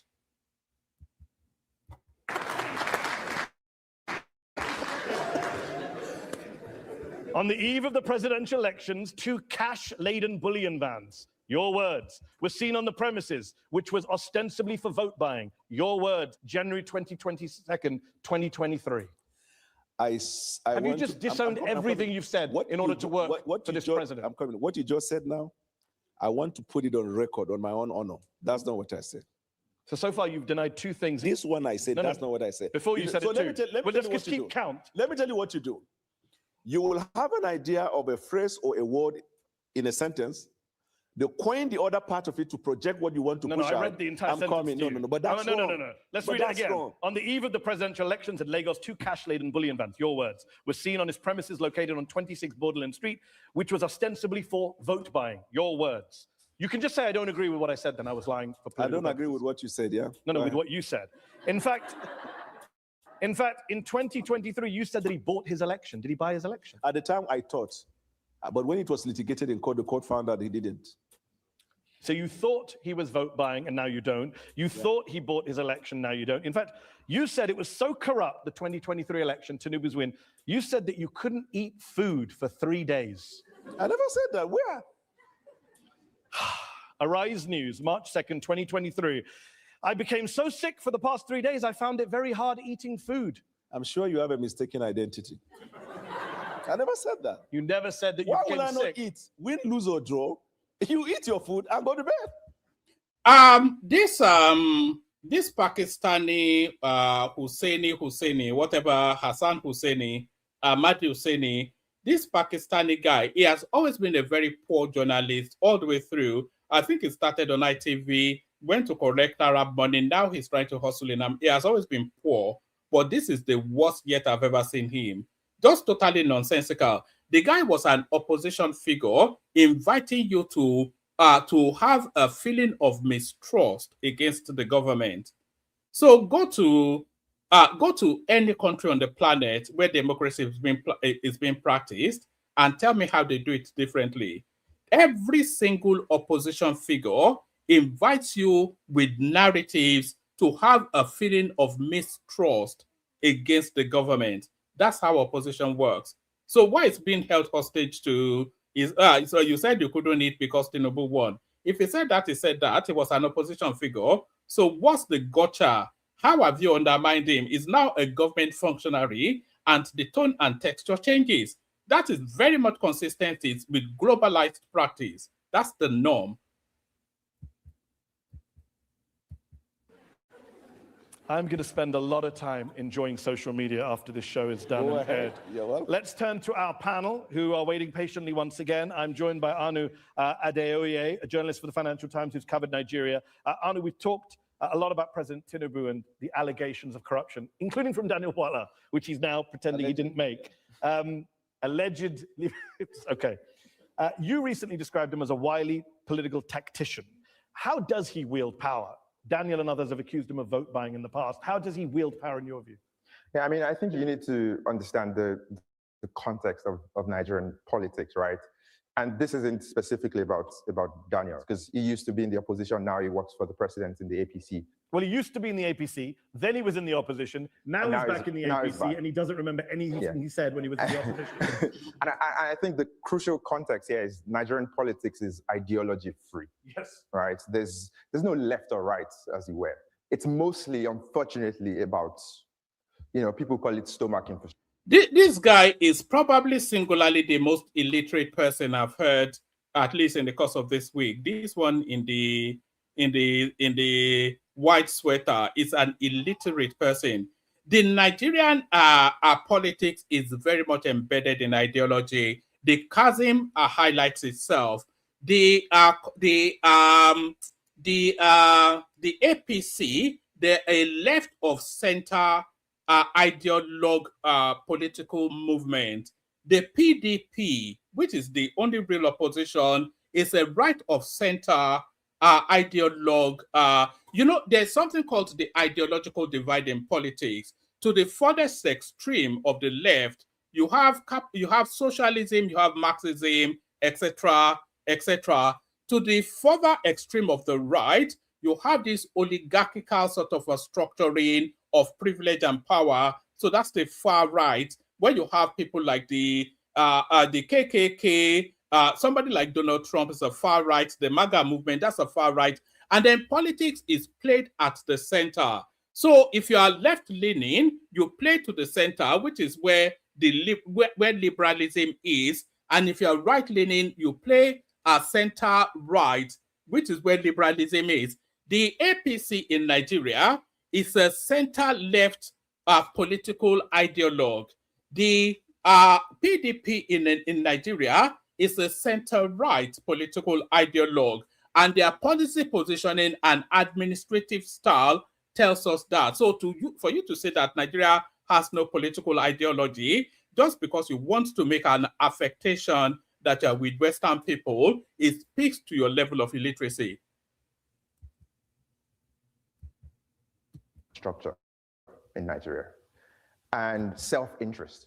And ultimately, if you're someone like the president who, for all his many faults, I think is someone who sees Nigerian politicians for what they are. They are self-interested people. And if you can tap into that, it's very, very easy to get people to come on side. I have a question for Daniel, right? Like, what made you from saying all of those things that you now disavow?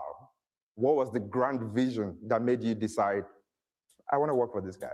First of all, I left him after the primaries because he made a choice of a Muslim ticket. And I thought at the time that that would be injurious to the interests of the Christian minorities. I made that decision.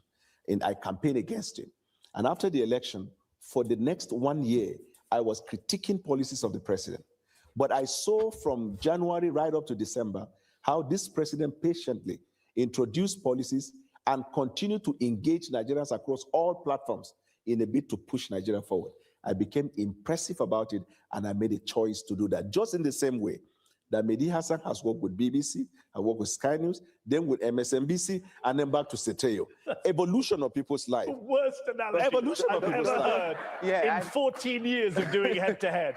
What are you talking about? Somebody changing their job from one company to another is not the same as you saying he's a corrupt man who created a militia, bought an election, and now I work for him, and I only said that stuff because it was the opposition.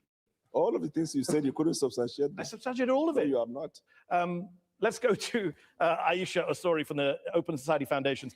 Aisha, in 2023, on the eve of the presidential elections, you wrote an article calling Nigeria a competitive authoritarian state that barely qualifies as a democracy. What do you mean by that, and what role has President Tinubu played in making that better or worse?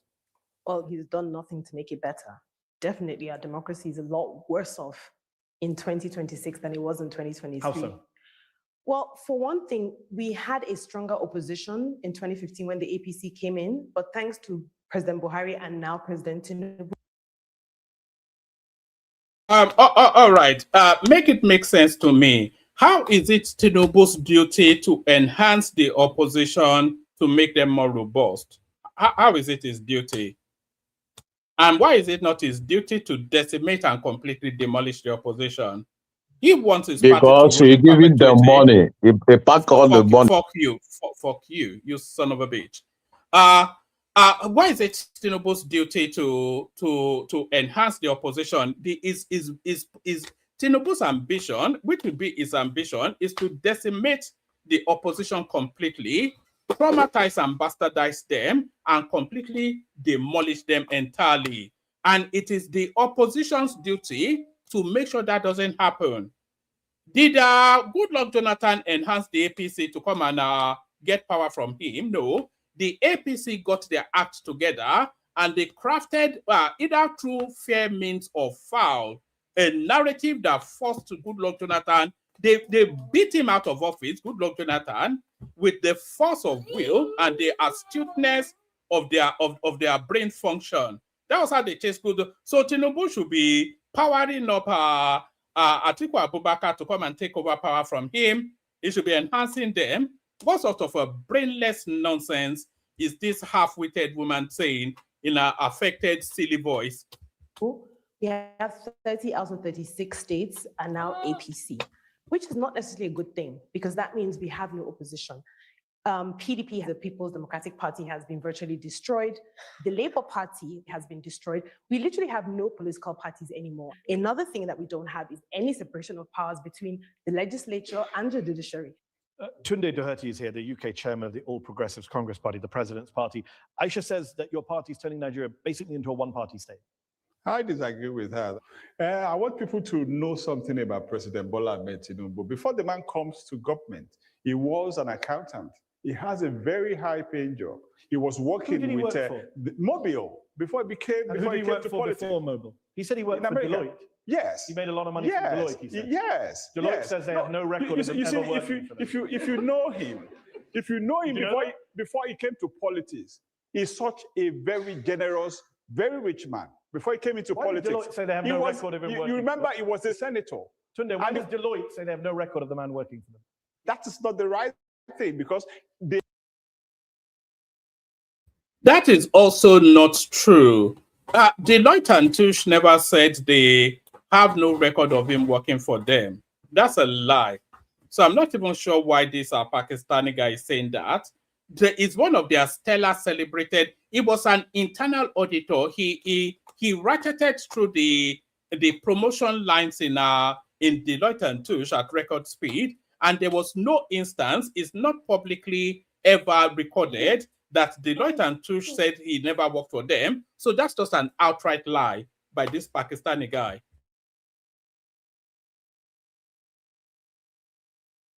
Yeah. positions and oppositions working against to bring demand down. But I can Not tell sure you, Deloitte is part of the Nigerian opposition. no, you can't, because all of these things emanate from the opposition point of view to bring demand down. But they have forgotten this man is the symbol of Nigerian democracy that we have today. He fought the military to the standstill during a Adeko period. He made sure that there's no politician in Nigeria today that will say he did not have a Tinubu tonic in his political stability in Nigeria. Before we go to the audience, I've been waiting patiently. As a fact check, Deloitte denied that they said he never worked for them. Go ahead. Okay. You have said in the past, I don't even know why I'm bothering. That when was this man born? We don't know where he was born. Well, I should have forced him to retract that statement, because he has said now, because a lot of people would defer to Mahdi saying that he being an independent person outside of Nigeria and he being an international politics, that he would have fact-checked what he was saying. But Deloitte never said that Tinubu never worked for them, because their records indicate that he was one of their best performers during his Where the evidence, now? Can you show us evidence? Yeah, get out on Mali. Fuck off. This savage man, it just keeps breaking my stride. Deloitte never said anything like that. And I've now established that Daniel should have forced the Pakistani guy to retract that statement. But we're getting to the end now. Apologies for the interruptions by that obedient guy. He doesn't tell us anything. You complained about this. Now you work for him. Has he told you his birthday? If you don't know when someone was born, first of all, he must have been born before me. I guess you know that. And secondly, my not knowing when he was born, does that have a consequential effect on his birth? You said it did at the time when you raised it as an issue. Consequential effect on his birth? And do you now know where he was born? I don't know. Still? Okay. Let's go to our patient audience here in London's Conway Hall. Let's go to the lady here in the front row first. In 2023, President Tinubu promised Nigerians constant electricity within 4 years, saying Nigerians shouldn't vote for him if he failed. Yet the national grid has suffered repeated collapses, including twice in January 2026. What is the government doing right now to stabilize the grid and improve reliability? Yeah, the government has actually strengthened the partnership between the private sector and the public sector. You should know that we took up reforms in the power industry that has allowed the private sector to be fully involved. Some of the state governments have even reached an agreement where they have off-grid and they run their own electricity company in their respective states. So the progress is being made, and I can assure you, by the end of this first time, you would have seen very obvious change that you'll be happy about. Should people not vote for him if the electricity situation continues to be bad? That's what he said. They will make the decision when that comes, when that time comes. Okay, let's go back to the audience. Let's go to the gentleman there with the hat. Yep. Why should young and emerging Nigerian politicians believe that merit and not connection or lobbying determines their political relevance in the Nigeria of today? I can tell you that lots of young Nigerians are excited by the. In what country has merit ever been the propeller of our political trajectory anywhere in the world? Which politician has ever emerged into the political space through merit rather than connection? You know, and what connection did Goodluck Jonathan have to become the president of Nigeria? It's just a nonsensical question. Just all these half-wits, you know. Prospect of the renaissance in terms of growth, development, and opportunity that the Nigerian government and its policies has provided for them. That's why you see lots of them, they are sending remittances. Some of them are even coming to invest in the tech industry. So Nigerian people understand that in this administration, only merit. President doesn't need to know who you are. If you have the right idea, that administration will provide the enabling environment for you to thrive. Daniel, an overwhelming majority of young people see their country moving in the wrong direction in Nigeria, 91%. What is the source? The Afrobarometer survey from last summer. I question the authenticity of that report. Do you still think this government is a nepotistic government? No, it is not. You said it was in the past. And I'm now saying it is not. Okay, let's go back to the audience. Yes, woman in the third row there, yes? I was delighted to hear that you said that you have rid. Sorry, what exactly is the indicator to suggest that this is a nepotistic government? What's the indicator? A good 60% of the appointments are from the north, from the northern regions, Hausa people, Fulani people. With all I can bring you the statistics yet again. A good abundance of this administration are northerners. Are the largest complement of our Southeasterners in the administration under this administration. So what facts bear that out, that this is a nepotistic government? It's just, it's just this gibberish fact averse. Is telling us Deloitte and Touche denied that Tinubu worked for them, when it's a lie, when it's just Radio Biafra that said that. See, that's the go-to now. Radio Biafra is the arbiter of what obtains as news facts in Nigeria. The oil industry of corruption.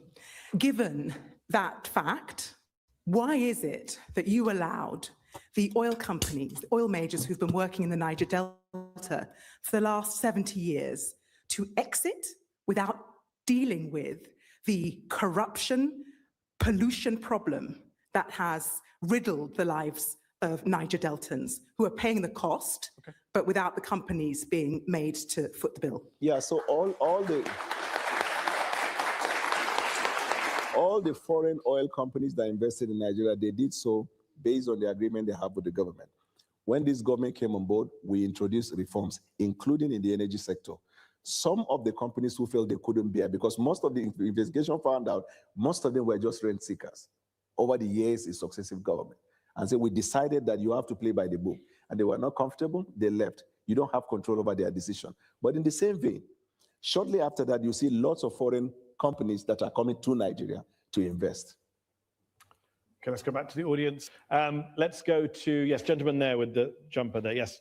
The current chair of the Independent National Electoral Commission, Professor Zowash Amopitan, made some disparaging and stereotypical remarks about the Hausa Fulani people of northern Nigeria, specifically the Muslims.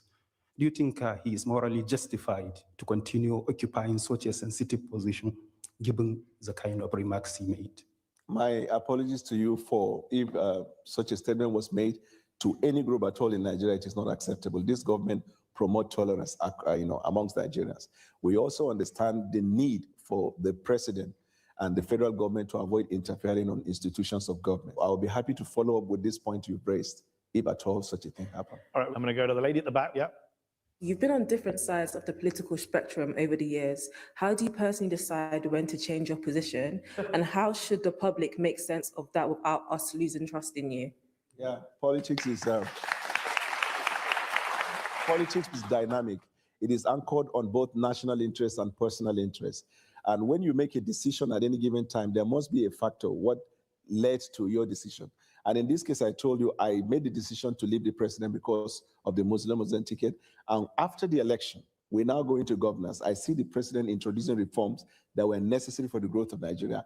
I made a U-turn to support him. I think that is the basic component of a human being, your ability to decide otherwise if you feel the facts are there. Facts can change opinion. And in this case, facts change my opinion. Isn't he running on a Muslim ticket next year? Whatever he decides, I will trust his judgment, because after he made the decision, we do not see as evidence the maltreatment or disenfranchisement of the Christian minority. Okay, let's take a last question. Gentleman in the second row, you've been waiting a while. I wanted to ask about vigilantes, because if we look at rural communities across the country, often they are the main security providers. So how exactly is your administration working with them to enhance community protection in rural communities while minimizing abuses of power? The president has encouraged the governors to continue to participate with law enforcement in their state for training, for intelligence gathering, and in some limited cases, for them to form a community vanguard. Most of these states where you see these skirmishes or problem in the past, those ones have stopped. What we are now seeing as insecurity is insurgency, terrorism, and Boko Haram. And once it is a terrorist activity in any country, just like in NATO, they say attack on one is attack on all. When it becomes terrorism, then it is the responsibility of the entire nations of the world to fight that, and not to be doing blame fixing. Last question from me, Daniel. I know you don't trust any polls, but most Nigerians, I think, would agree. The ones that are in your favor, of course. But most polls show that Nigerians are very unhappy with politics, with the government, with the establishment. They're very unhappy about corruption. President Tinubu campaigned under the slogan, "It's my turn." which many critics would say is symbolic of the Nigerian establishment, that people just hand out jobs between themselves. You said in 2022 that Tinubu made the presidency about himself when, quote, "it's not about the people." Can we end the show in agreement that what's happening in Nigeria right now is not about the people? After he won the election, he made it clear by his conduct, action, and executive act that it is about the interests of the Nigerian people. But he ran on, "it's my turn." Should really He run actually did not run. It was a statement he made before the primaries. Your facts are not correct. You criticized him for it, Daniel. Yes, and I changed my mind. Do you change your mind in life? I do change my mind. Remember, I moved from the BBC to Sky to Thank you. MSNBC. Thank you. On that note of agreement, we will have to leave the show there.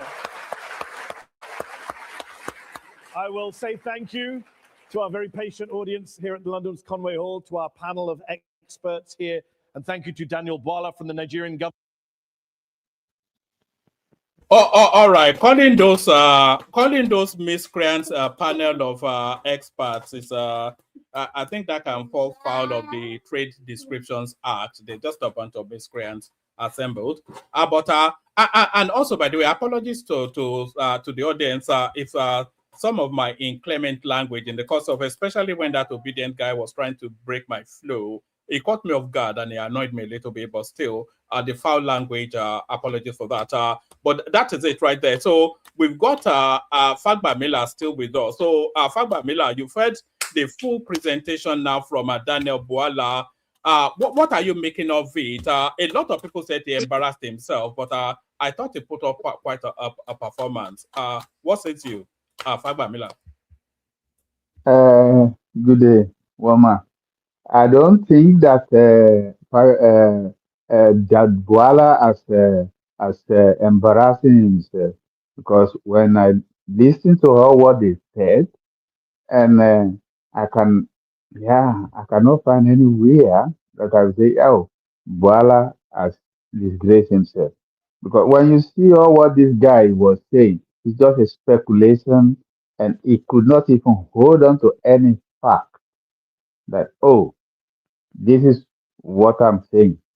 So, yeah, it is just as we know, as all these people, they talk, they do, and they could not hold any fact, but they move from one point to another point. I don't want to call them a name, but I just want to, yeah, I don't know what you think about it, Wama. No, I think I'm on board with what you said. I thought Daniel held his own quite well, but you're joining us for the first time, so let's document a little bit of your politics. Going on 3 years, Tinubu now, upcoming next election, February. What's your take on the Tinubu's administration so far, and what are his prospects for the upcoming election, January the 16th, 2027? Tinubu all the way, you know me now. The only point, but I've been listening to you for quite some time.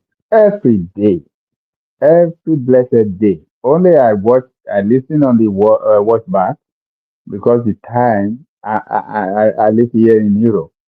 The time you come up, I will not be able to join you, but I listen up always to the watch back. So we thank God for Tinubu to be at the end of the affairs of Nigeria now. We have had 8 years of Buhari that, it is what it is. But we have new sheriff in town now, and everything is taking shape. Fagba Miller, is it hyperbolic? Is it excessive to suggest that Tinubu is the greatest president that Nigeria has ever experienced? Have you ever, or even the only ever first president? Because by my own estimation, this is the first time we're actually having a president that is trying to build a country. We've never had that in the history of that country. And if Tinubu gets those 8 years, is it too excessive to suggest that after the 8 years and they would have completed the Lagos Calabar, Sokoto Badagry, electricity fixed, insecurity, etc. Will Tinubu go down after by 2031 as the greatest black man that has ever lived? Is that excessive? I pray that after Tinubu that we will have another person that will overturn Tinubu's term. That's what I pray. But for now, Tinubu will be the yeah, it will be the best man that we have ever had. But I pray that after Tinubu, we will have someone who will even overturn what he has done. We have All right, never brilliant. had to. All right, brilliant. Stay with us, Fagba Miller, so we can enjoy your company a bit more. Let's go on from you to Kenny, from Kenny to comparable facts. Maybe Rational Mind will stop hiding in the comment section and come on board. But I watched that interview. I think about 7 people sent it to me, Kenny, that Daniel Bwala made a fool of himself. But we've watched it now, and I thought he put up quite a stellar performance. What says you, Kenny? Good to have you. Roman, let me disagree with you a bit. I appreciate the opportunity. Listen, Danny Bwala actually he did his best he can do. He spoke very well, but the lesson here is nobody knows tomorrow, right? Because if you see, the guy actually used every single word of his against him, and he couldn't defend it. You understand, woman? If when he was in opposition, I did he managed and he controlled his utterances and all the things he's using to attack Tinubu at that time, they would not find anything to use against him. Every single word, every single thing he said, the guy was even quoting the date and time and the channel. You understand? So you cannot say, "Oh, this person is black these days because of politics." That means nobody will take your word seriously. That means you are lying to people.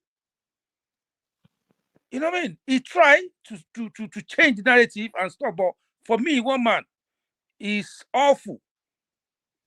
For the fact that the guy is using his own word against him and he couldn't defend it. Look at when the guy was talking about the what's it called? About the drug money. The only simple thing is supposed to say that okay, this is not happen. Okay, about the Bullion Fund, about the corruption, what is to have said? Okay, you know what? Show me or tell me a single corruption case against him that said this person is this, is that, is and that. But because he was overwhelmed with his own word that the guy is using against him, that's why Bwala was a bit speechless. My brother, I'm not going to lie to you. I was yesterday. I was disappointed because the guy was using his word against him, and this is a lesson for every single person that wants to go into politics. Don't say because I'm in APC today, let me attack this person to the point that I will not be able to come back out of it. Woman, do you get my point? No, I get your point, but my argument is that it's the nature of politics to use the worst words against the opposition. Citing Peter Obi, even though that's a poor example, but let's just cite him for contemporaneous reasons. Citing Peter Obi, who told us that he was coming to dismantle the structures of corruption, and now he's in alignment with Abubakar Malami and El Rufai, etc. Politics is there's no permanence now, it's only self-interest, and that's what he's saying. And that was his response as well, that look, that was my politics then, this is my politics now. Yeah, one man, Asiwaju Bola Ahmed Tinubu. Yeah, this guy has been playing policies for years. Hardly you can use his word against him about opposition or about personal or about somebody. He will play his game, he will throw a jab, but not to this extent that they are playing it. Even in the UK, that me and you both of us live, you know, there's limits of what these people that can say to themselves because they know tomorrow people can turn, they can use it against them. But in Nigeria, people say a lot of things because you think where I am now is comfortable. Let me just throw away everything. You understand? But it's somebody that I like, and I'm glad that he's managed to come back from his own shackles and all that. You understand? But this is a lot. I'm telling you, even himself, he will go back home on that day, he will be shaking his head that, you know what, I mess up.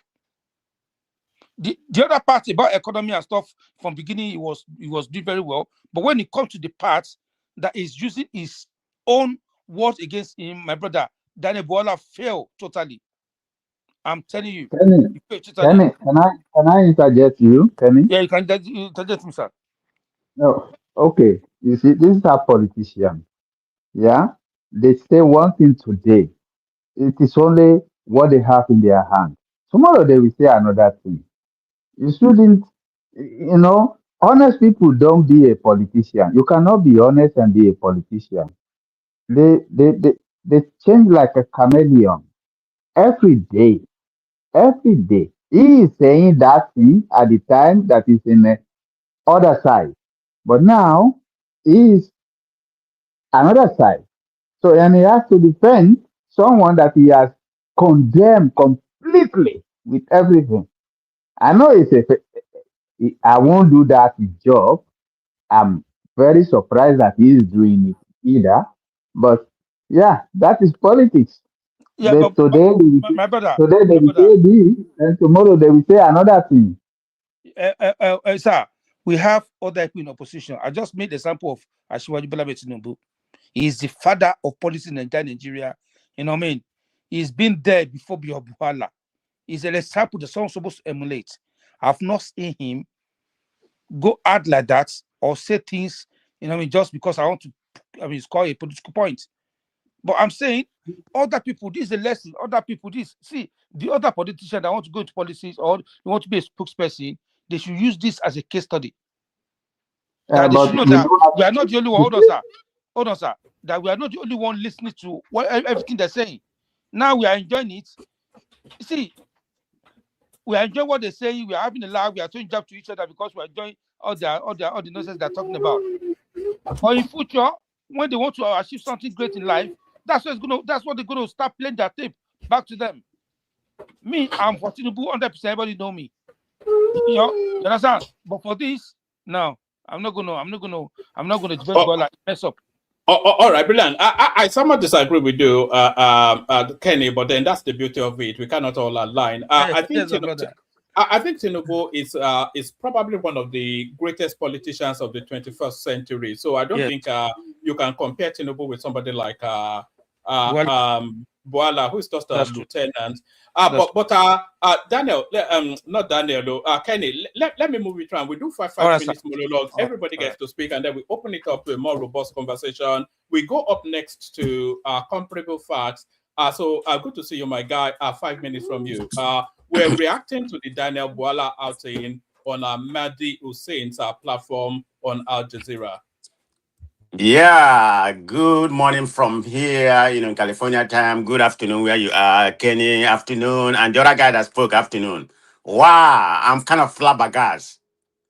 I watched the whole thing from beginning to the end, but having said that, the people on this platform, the guy that spoke earlier, I don't know what he watched, and you too, I don't know what you watched, one man, but let's just keep the fact. Let's make it fact. But I'm surprised about Kenny that I actually said certain part of the interview that the man goofed. The man was disgraced. It was a demarcation of Nigeria.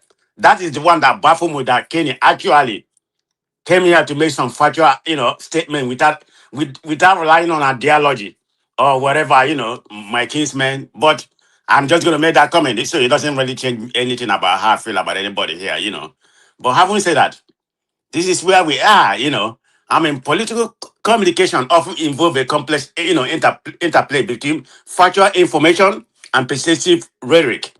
And what Daniel Bwala, displayed yesterday was, I don't know why you should still be in the cabinet.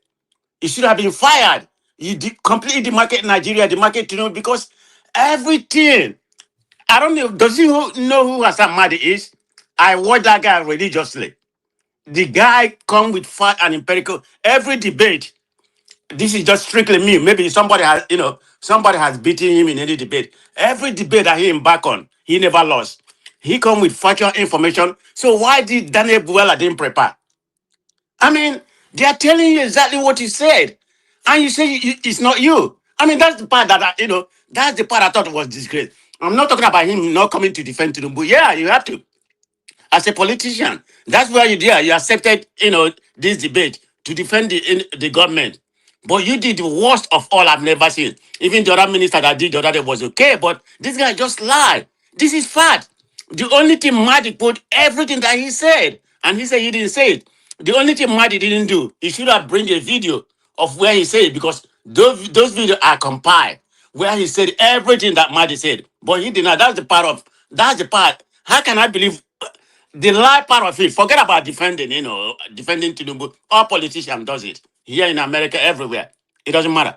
But when somebody quote what he exactly said, you know, you just lie, say, I didn't say it. That it doesn't make sense. Everybody in the audience know that the guy was lying. And it's a disgrace to the country having this kind of person. You think he was in a Rise TV.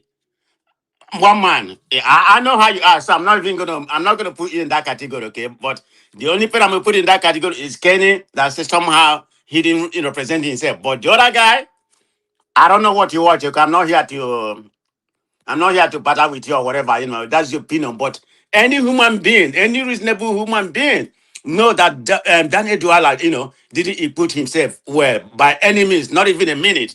I mean, he made some points about the government, but this guy was putting Barbados. That's the part that was so annoying. He said, I didn't say it. Did you see me? I said, oh my God. If I mean, that's the only part Maddie didn't prepare, bring the code live exactly where he said it. But one man, Daniel Duala fell, okay? Fell all the way. Do, There's do you nothing. do you think context matters in political Yeah, contest matter, pronouncement? but that's what he's trying to make, that every time he say contest matter. Yeah, contest matter. But this contest is very, very clear that this is what he said, regardless of the situation. The context matter, but that's exactly what he said. That's the part that he did not input himself Do well. you think the role of the opposition is to try and disparage the government and undermine them? Do you think that's Yeah. what opposition do? Yes, here and in Nigeria, that's what they're supposed to do. Yeah, he was in that, but Yeah, it was an opposition figure now. So should he have been exactly one man. I'm not quarreling that part. about the virtues of the government? Should they have been singing their praises? No, one man, you are definitely right. But the problem is that what you said, and they told you say it's not me. Come on now, one man. Let's be realistic. Let's be human. Let's be mature to a certain extent. It's the part that he was lying. I mean, he could have pivoted if you're a good politician, say, yeah, I said it, but he said he didn't say it. Can I ask you one question, sir? Yeah. Okay. Well, Daniel Bwala was an opposition. And he said all what he said when he was an opposition. But now he has shift the camp. He joined the ruling party. Do you think he should still continue saying what he was saying when he was opposition? Okay, thank you, brother. Politics is very dynamic and it shifts, particularly when it comes to Nigeria space.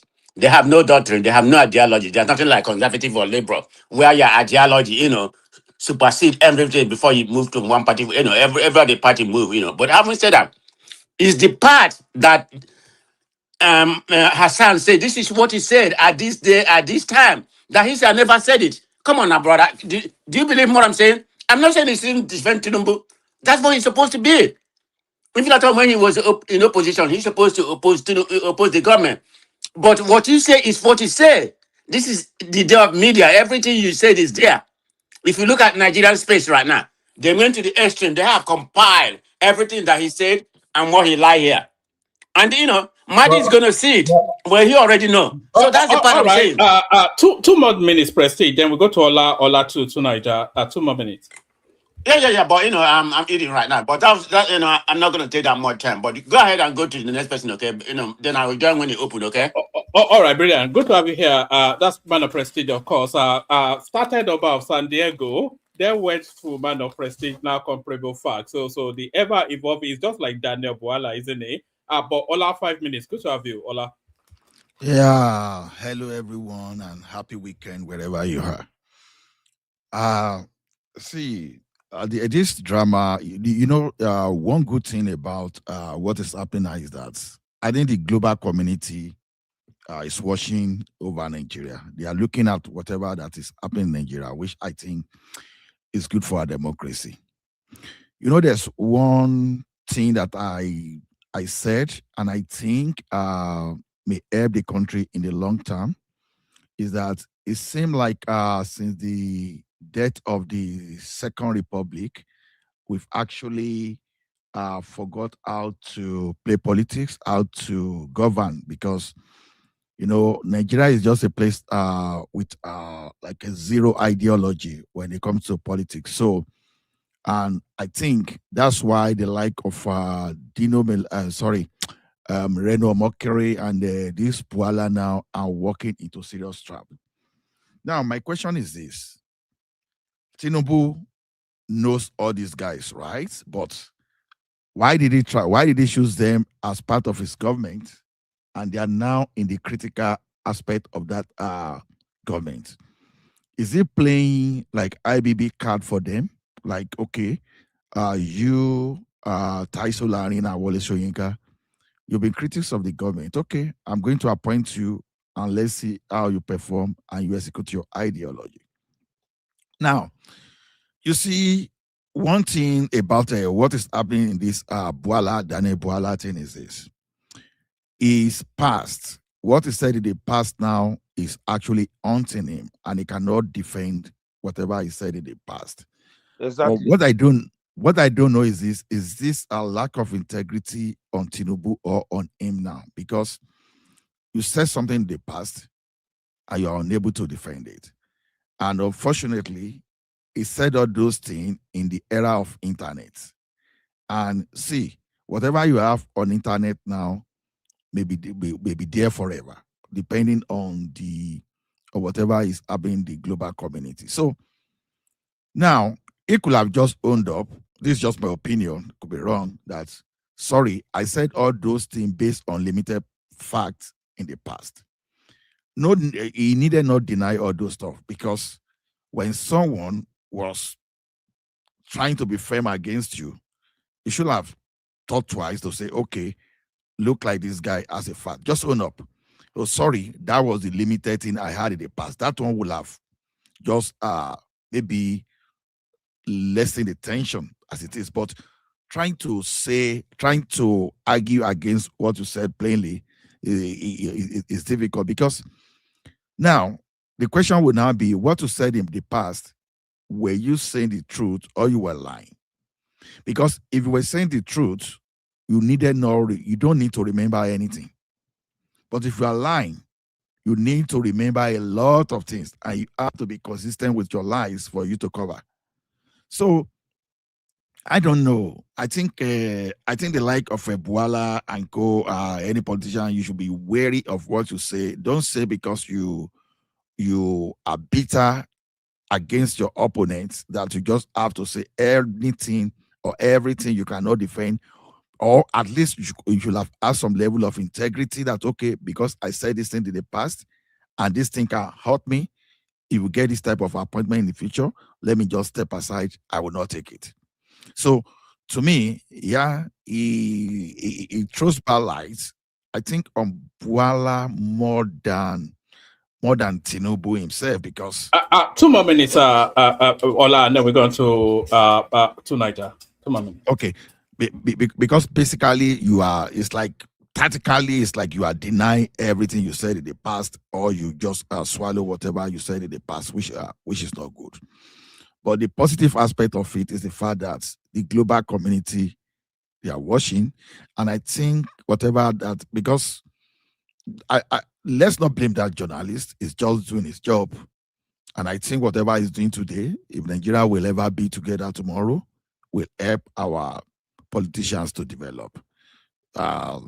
Should I say I feel for Bwala? I don't know, but his performance, whatever pressure, I think it's on him. So everybody that lies against the government today, or you are saying whatever you cannot defend, this is a typical example for you tomorrow to be very careful in whatever utterances, whatever you utter, because you don't know when this thing might come back and hurt you. Thank you. All right. Just one question, very short answer to it, and then we're going to Niger. Do you think the presenter? Do you think he was paid by the obedience? Did you get the sense that He was bribed by the obedient. One man, one man. Hold on. I'm coming. It doesn't. It He was doesn't paid. matter. Even if it was paid by obedience, then kudos to obedience for at least for putting pressure. That's how. That's our That's what I think our opposition politics should be played. If they put pressure on him, they paid him. Please let them pay him more and expose more so that put everyone on his toes. So we can't be saying Shaki or to everybody. We have to, even if you are at 90%, we have to put pressure for you to do 98%. So obedient, please pay more and let's have more. One man, can I say something Mr. before Ola, Bola drop, please? Mr. Let me Ola, say can this I ask quickly. a question? One man, Bola should resign as of tomorrow for what he did today. I'm telling you, he's a disgrace on his state. Haba, you go that far? Will you go that far? Yes, because Mr. honestly, you know Ola, me now. But Ola, one can I ask man, you a question? he is not bringing any political No, capital to the government. it's one He's man that not. will give you permission to ask question. If one man say ask me a question, of course. You're a host Oh, now. Mr. Of Ola, course, Mr. Wama, can I ask a question? Okay, Ola. Ask him a question. Very brief response, and then we'll move it around. We've got two Niger waiting and Rational Mind there as well. So Okay, after question, brief response, we move it on. yeah, Mr. Ola, do you believe that person like Bwala, they are political jobber, that wherever who employ them, they serve? Well, When people that's what. have employed Bwala serve Atiku. And now when Tinubu employ Bwala is serving Tinubu. At least the fact on ground now, that is what he's saying. You understand? Yeah. Reno Amokere and Bwala, They are just fact on political ground says they're jobber. political They jobber. don't, all what they say, they have to serve their, they don't, I don't think they are ideological, well, we can just be betting on. No, they are just political jobber. It's just, Yeah, at least they developed their brand around that, so everybody knows them now as political jobbers based on fact on ground. So you may be correct on All right, proving great. otherwise. Yeah. All right, thank you, Ola. So thank you, Ola. So stay with us, Ola. We go from Ola to Niger. On our way to Niger, we implore that every single person that is listening to us now should be subscribed. If you look at your screen and you are not subscribed, please correct that by clicking on the subscription button. Like as well as you're subscribing. So like and subscribe to help us push the numbers up. To Niger, with as ever some psychedelic take on whatever. To Niger, floor is yours. 5 minutes. Look at that. After all that build up. All right. I don't think we have him fully there. We go on then to Rational Mind, beware of spinners, whose views might not be too different from two Niger. Rational Mind, Autodometa. Hold on, one man. Yes. Let me ask a last question before Rational Mind coming. But Rational Mind, nice to see you. This is you, lad. Can I go, please, if you don't mind? All right, but you have to be brief and to the point. So okay. That, yeah. Okay, Ola. Like I said, many Nigerians, described the Al Jazeera appearance as embarrassing, for the government. Do you think that Daniel Bwala interview helped or hurt the administration image internationally? What do you think? Sorry. Yeah. Well, that will be subjective. Like I said, I would rather shift the thing on Bwala and co-political jobbers. Of course, Nigeria situation is very difficult to defend as it is now, because how do you explain paying of soldiers? Do you know how many soldiers said to be paid like in the past few days? Then we are both rank and file and even a major general. You understand? So it's not really looking that good on Nigeria. But in as much as it's not looking that good, we need that pressure to do the right thing, because as you speak now, I think some governors are still even ready to even be paying bandits and still be doing political correctness, reforming bandits, despite our soldiers losing their life, for example. So if you see it as a bad picture on the government, they're good. Let the government struggle more and try harder to make everything right. So to me, I don't care whether they pay Nigeria bad or whatever. Whatever Nigeria can get from this, they should go and do very well and know quite well that the global community is focusing on Nigeria. So, thank you, Ola. Thank you. Okay, thank you. Yeah. All right, good then. Rational Mind floor is yours. Surprise us with a positive spin on the Daniel Bwala space. Surprise. It's a positive spin. It's not positive about what happened. Bwala was just a clown. Adjust your mic a little bit. You're a bit echoey and distant. Yeah, because I've been talking about. I mean, Bwala is a clown. He's the clown that he is. He has always been. You know, people have said it all here. These guys, they do not have political ideologies or ideology, as the case may be. They are just kind of anywhere belly-faced kind of politicians. Whoever can pay them what will make them have their living. They are always in tune with that. No ideology, no concept, no nothing. It's just whatever makes their daily bread for them. Just to be in the limelight, to be relevant, that's what they care about. The likes of FFK and the other one that is now the minister, the ambassador designate to, are they still going by the designate? Well, that's what I heard. They said now he has given them their post to Mexico. What's that guy's name? That guy Reno. Reno, or Kirikiri, as some people call him. You know, is he going to Mexico or Germany? I think it's Mexico. That's what he's going to Mexico. One man, Mexico. So who is going to Germany? I think Germany is going to Germany then. Is it this? Fani is going to Germany. Who? Fani is going to Germany. Oh, Fani, yes. But then this guy's wife, former Oyo State Governor, Florence, what's his name? She's going to Austria. I think one of their sons in Austria, was born in Austria. I think Jumobi has a oil company here in America, in Texas. I know somebody who knows him. So yeah, that's why I'm speaking to that. So anyways, my point is just that these guys, they do not have ideology. You know, the thing is this, for me, the whole thing I see about this Bwala thing is that I think Bwala has hit the rock. If Tinubu does not sack him or post him like this one here did to his Homeland Security chairwoman or secretary by taking her off the Homeland Security, then moving out to somewhere else. If Tinubu does not do that to this guy, then it's still, even if he does that, does that. It reminds me of what Jesu Tega said when he was alive, which that guy's dead to this very day. I'm still doubting it. If Tinubu does not have hands in it, or the Tinubu people does not have hand in it. Because, you know, it's been said, El-Rufai said they imported some kind of chemicals that is known to slowly cause your death, cause someone's death. That guy's dead to this very day because this guy was a guy who was on Tinubu's camp, who fought tooth and nail to have Tinubu re-elected. And when he started seeing what Tinubu was doing, he went against him. And he was saying it on live, on national TV stations, that he will walk against him. The next minute, we heard this guy is dead. You know, so just to take said something, he said that why would Tinubu employ people like Bwala? Why people like himself? He said he doesn't want anything to work, even though maybe he wants or he doesn't want.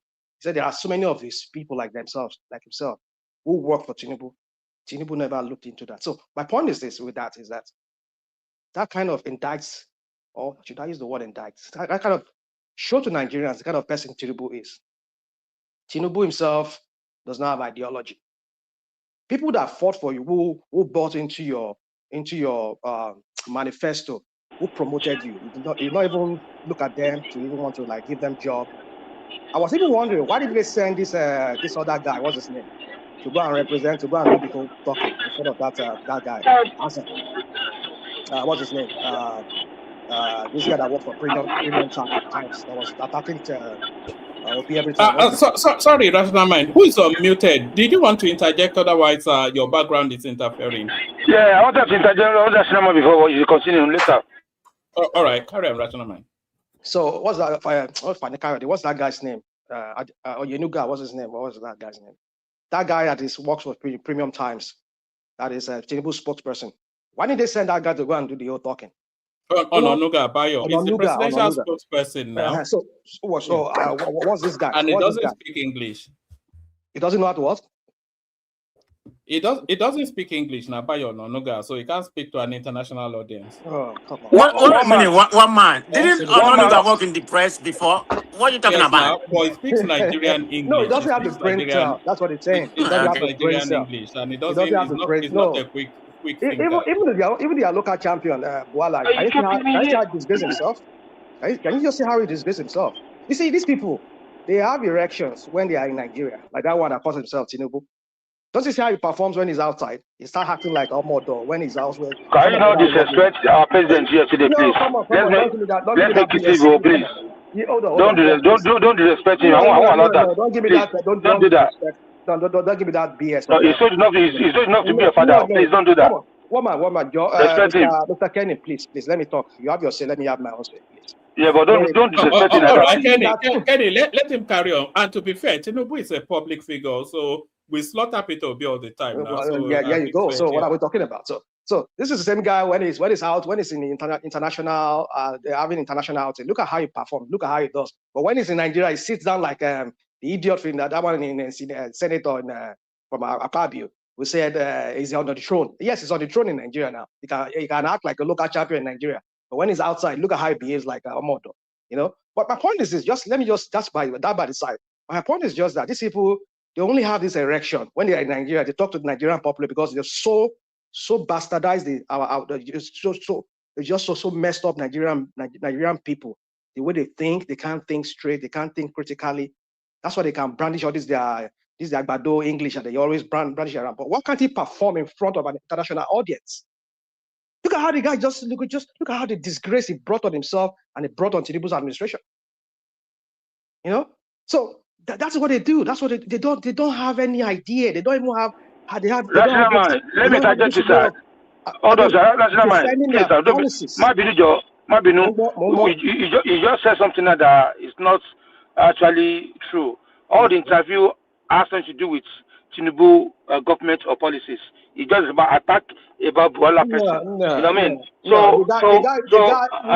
You see, there we go again. You spin things. This guy started with Tinubu. He was only corroborating what he said, trying to say about Tinubu. Sorry, Rational Mind. Somebody is saying in the comment section that they should have brought back Ajuri Ngalali. He's the one that can speak to the international. Yeah. Well, yeah, right. I mean, come on. No, even Denalake need to come back to that position. I swear to God. My point is this. If Tinubu does not sack that guy, well, that still kind of shows the kind of person he is. Kind of, tells Nigeria the kind of judgment that this guy has, that he has a very, very... So him, as long as you can promote him, to him, it's not about the Nigerian people. It's about himself. It's about, trying to create this facade, this persona of, oh, I'm a guy who just allow everybody, just like the one we have here in America. He's vice president. You know what this guy said before this guy became president. The awful thing he has said about Donald Trump. But then he became his vice president today. And you can see how that is panning out among their own base. Well, my point is, besides all of that, my point is just this, is that my takeaway from that thing is that these APC people, look at the one that calls himself APC London, whatever he calls himself. Look at that one that was talking like Akai. We're just talking like, you can't even understand what the guy is just saying. You can just see him, he's just like, this APC, what I said, when I said, this same Bwala, he himself said, I think he was caught saying in the past that whenever you join APC, you lose brain cells. That's what has happened to him. You cannot defend Tinubu. It's in the guy's policy, the guy's antecedent. It's indefensible. You can't even defend it.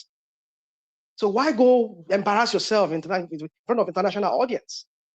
So my point is, let me just leave it at that, because I have other things I have to jump on. What about the way Tinubu handled their Americans as opposed to the way the Iranians? It was quite masterful. They don't have Tinubu time right now. One matter. Please, I want to respond to what National really quick, please. Permit me. All right, but please don't attack him, though. Don't attack him personally. No, he's my friend. I'm not going to attack him. I'm not going to attack you. I just want to correct him.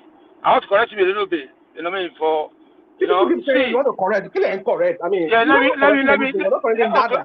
Okay, let me put your let me put your eyes to see some things. Yeah, see, we are all talking about this. What's it called? This interview that Daniel Bwala just disgraced himself. It has nothing to do with Ashwabi Ahmed Tinubu. You understand? And I'm challenging you to a debate, me and you. Yeah. Let's talk about policy of Ashwaju and policy of your opposition, the person you are supporting. One man should leave me and you together and debate about these things. No problem. Ashwaju is the best. Listen, is the best. Yeah, that we don't attack. Let's talk about policy to policy. No problem. And I'll give you, I will lay down one by one what this man has done. Is the best president that's ever happened to that country in this of Nigeria. Look at our foreign reserve. Look at foreign reserve now. Since how many years? Even World Bank, they said they are studying Ashwaju reform. And they are telling other nations to follow the steps and copy One man rescue me now, it's the truth. It was well publicized now. The video went viral now. You saw it as well. This was what Azan said. Why are people always about validation from IMF? I'm telling you, fact check me. Like, what are you people talking about? How many times have you heard? Don't give me that verify. Don't go and steal somebody's. Don't do. Is it your slogan? Your OB slogan? Yeah, what I'm saying. Don't go and steal a big stock. Go and verify. Now you can know and go and verify them, right? But when is your own time? You people, you make mockery of him for saying. You see, you people like to do this thing. Hey, IMF, but when they quote the same IMF stats against you people, quote your Bureau of Statistics. They quote. Look at what they were quoting in front of this guy yesterday. They were denying it. Hey, amnesty is biased. Yeah, but if amnesty talks something good about it, rational mind. See, everything that guy said, everything, every question that man asked Bwala is not all about truth. It's about hearsay. There's no fact in every attack. I'm blaming this guy. I'm blaming Bwala. Those numbers of people that were killed as a result of insecurity. I don't know facts. Rational mind, if you don't mind. Rational mind, if you don't mind. Sorry, Ola. Let me drop you. Shut it down. Thank you, everyone. See you tomorrow. Wake up to Nigeria. Why are you leaving now? Why are you leaving? No, I'm still in the background, but I have to go and run away today. Stay with us. No, I'm still here. I'm in the background. Mr. Woma, I have a question for you before you go, please. Yes. Okay. Asking me your question. It has been a long that I hear from Ajani Koko, Mr. Kulata. What happened to them? Well, I don't know. You know, Ajani Koko is all right. I contact. I'm in touch with Kulata every time, so he's all right. Hopefully, he'll join us again at some point. Ajani Koko as well. I speak to him periodically. He's all right too. But you know, we open up the place. Whoever turns up. You know, they're with us in spirit if they're not with us in body. But I cannot give you an answer to that, unfortunately. You see Rational Mind now. We've not seen him for weeks. Here he is now. Maybe we'll see him tomorrow. Maybe we won't, you know. Yeah, no, hold on. I can tell you about Kulata.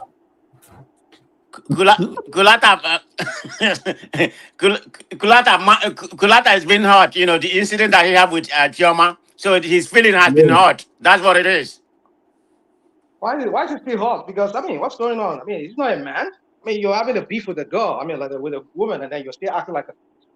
Let me reserve. Anyway, I think one man need to saw that I was listening on that day too. I heard what happened that day. Please settle that thing, please. Who has never been insulted on this platform? So have I not been insulted on this platform? Have people not called me names? Have people not treated me with insolence here on this platform?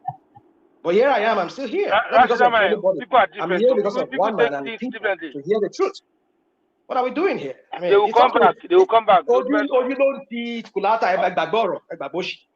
Kulata or Lenworo because the thing is, he has been here. He has said so many things about Tinubu. Rational mind. Rational mind. My thing is this on this. You know, it's not as if Tinubu is not competent. It's not as if he's not doing some good things. Hold on. But the past is halting because, you know, the lesson we are learning here is this. you want to get something. For example, you want to pass an exam. What is happening now is this: I'm not necessarily passing judgment because we are all human, right? It matters how to pass that exam. Now, you went and passed your exam through examination malpractice, and someone now raised that in later in the future. You understand? Even if you are the number one most genius in the world, as long as they are still able to bring out how you manage to pass exam, then that's where what is facing Tinubu is coming from. See, you cannot deny how APC, for example, weaponize insecurity to get to where they got to. You can never deny that. So you can never. So it makes everything messy. But if you want to look at that thing in a you isolate things. You want to look at it critically. Do you believe that Tinubu is bringing the country back, to on track in restoring the country? Well, I stand to be corrected. I will say yes. You remove you execute the subsidy things. You understand? That's where some people used to steal the country's money. It's positive. Your naira floating naira. Now that's another place where people used to just allocate dollars to themselves without doing anything so solid and make millions, billions of money. So NNPC now we are having this story of about 210 trillion naira, and is putting light on those areas. You understand? All those Why things do not put on the right appears area? to be Don't positive. skim through all these things. You're saying all these things because these are just a talking point people like to do here. You just keep saying things like, okay, you're talking about 1.2 something trillion that the Senate uncovered recently. What's he doing about? You just said it now like as if he's doing something. Like you talk about his fuel subsidy regime and everything, and Naira, make it look like as if he's achieving something. Tell me what has he done about that 2 something trillion? Where is that money? He's the same guy not there, the same guy, the same MD that he puts there, the same new MD, the Yoruba guy from Kwara State. Ask What yourself is a he doing? simple. Are they cover Ask the yourself. money? Ask Last one we heard yourself a about it, simple. they No, they wrote it off. They wrote the money off. Is that not what they said? you know one thing I've But you preached make it here sound is like that as if he has done something magically, he has discovered the money somewhere. You see, this is the dishonesty that you people like to do. You will use some half truths, half lies. You shock it here, shock it here, shock it here, just to deceive the people of Nigerians. I mean, you people, you need to go and get this your lie right, because sometimes when you just do something as if everybody's just so dumb that we can't even factor, we can't really see when you people are being dishonest. You just said it now that 2.3 something trillion naira that was missing. Now Tinubu has done something about it. What has it? Okay, tell me, what has it done about it? Hold on, bro. See, I've preached control, preventive control, not only damage control. You see, one thing is this: you discover that 210 trillion is unaccounted for. Now you know that, okay, why didn't we get accountability for this thing? You understand? You're now still okay. You discover that you were supposed to be paying into the federation account. You were not paying. You were just doing the money the way you like. And this man is now saying, okay, going forward, this thing has to come into the federation account.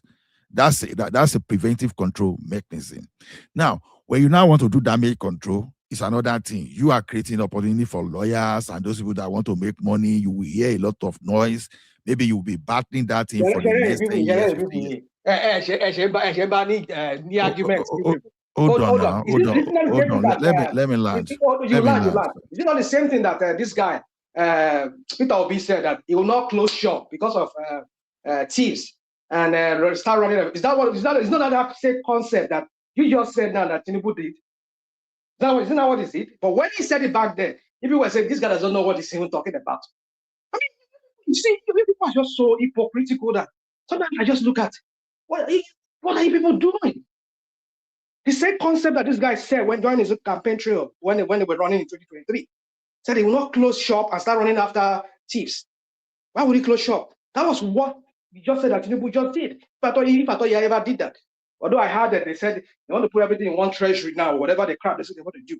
We heard about that, but we'll see how that pans out. Because these people say one thing, we see another thing done. But it's not the same concept of what this Obi said. Is that what Tinubu is applying to the NNPC? That every money should now go into one treasury, to one account, rather than have this multiple Anyway, accounts they have. I don't know why you direct that at me, but then let's listen to AKO to speak first. But I know my time is all because you guys were interjecting me, but no problem. I need to bounce. But my point is just in conclusion. I know maybe other person needs to speak. But in conclusion, you see, you people need to stop this your crap of coming here and promoting Tinubu like I say Tinubu is some kind of like some be all and be all. Like what are we talking about? Tinubu is just a human being like all of us. I mean, like people praise this guy to high heavens, like the idiot in Senate because he's on a throne. Like I see Nigeria is a monarch. What kind of leaders are we even electing in that country now? They don't even know what to say at the appropriate time, at the right time, how to even defend their policies, like the one I'm going to defend Tinubu Hazard. What do people do? And people come here, you start having erection over things like that. That doesn't even make sense. You'll be brandishing some kind of stupid policy that it doesn't even make sense to anybody.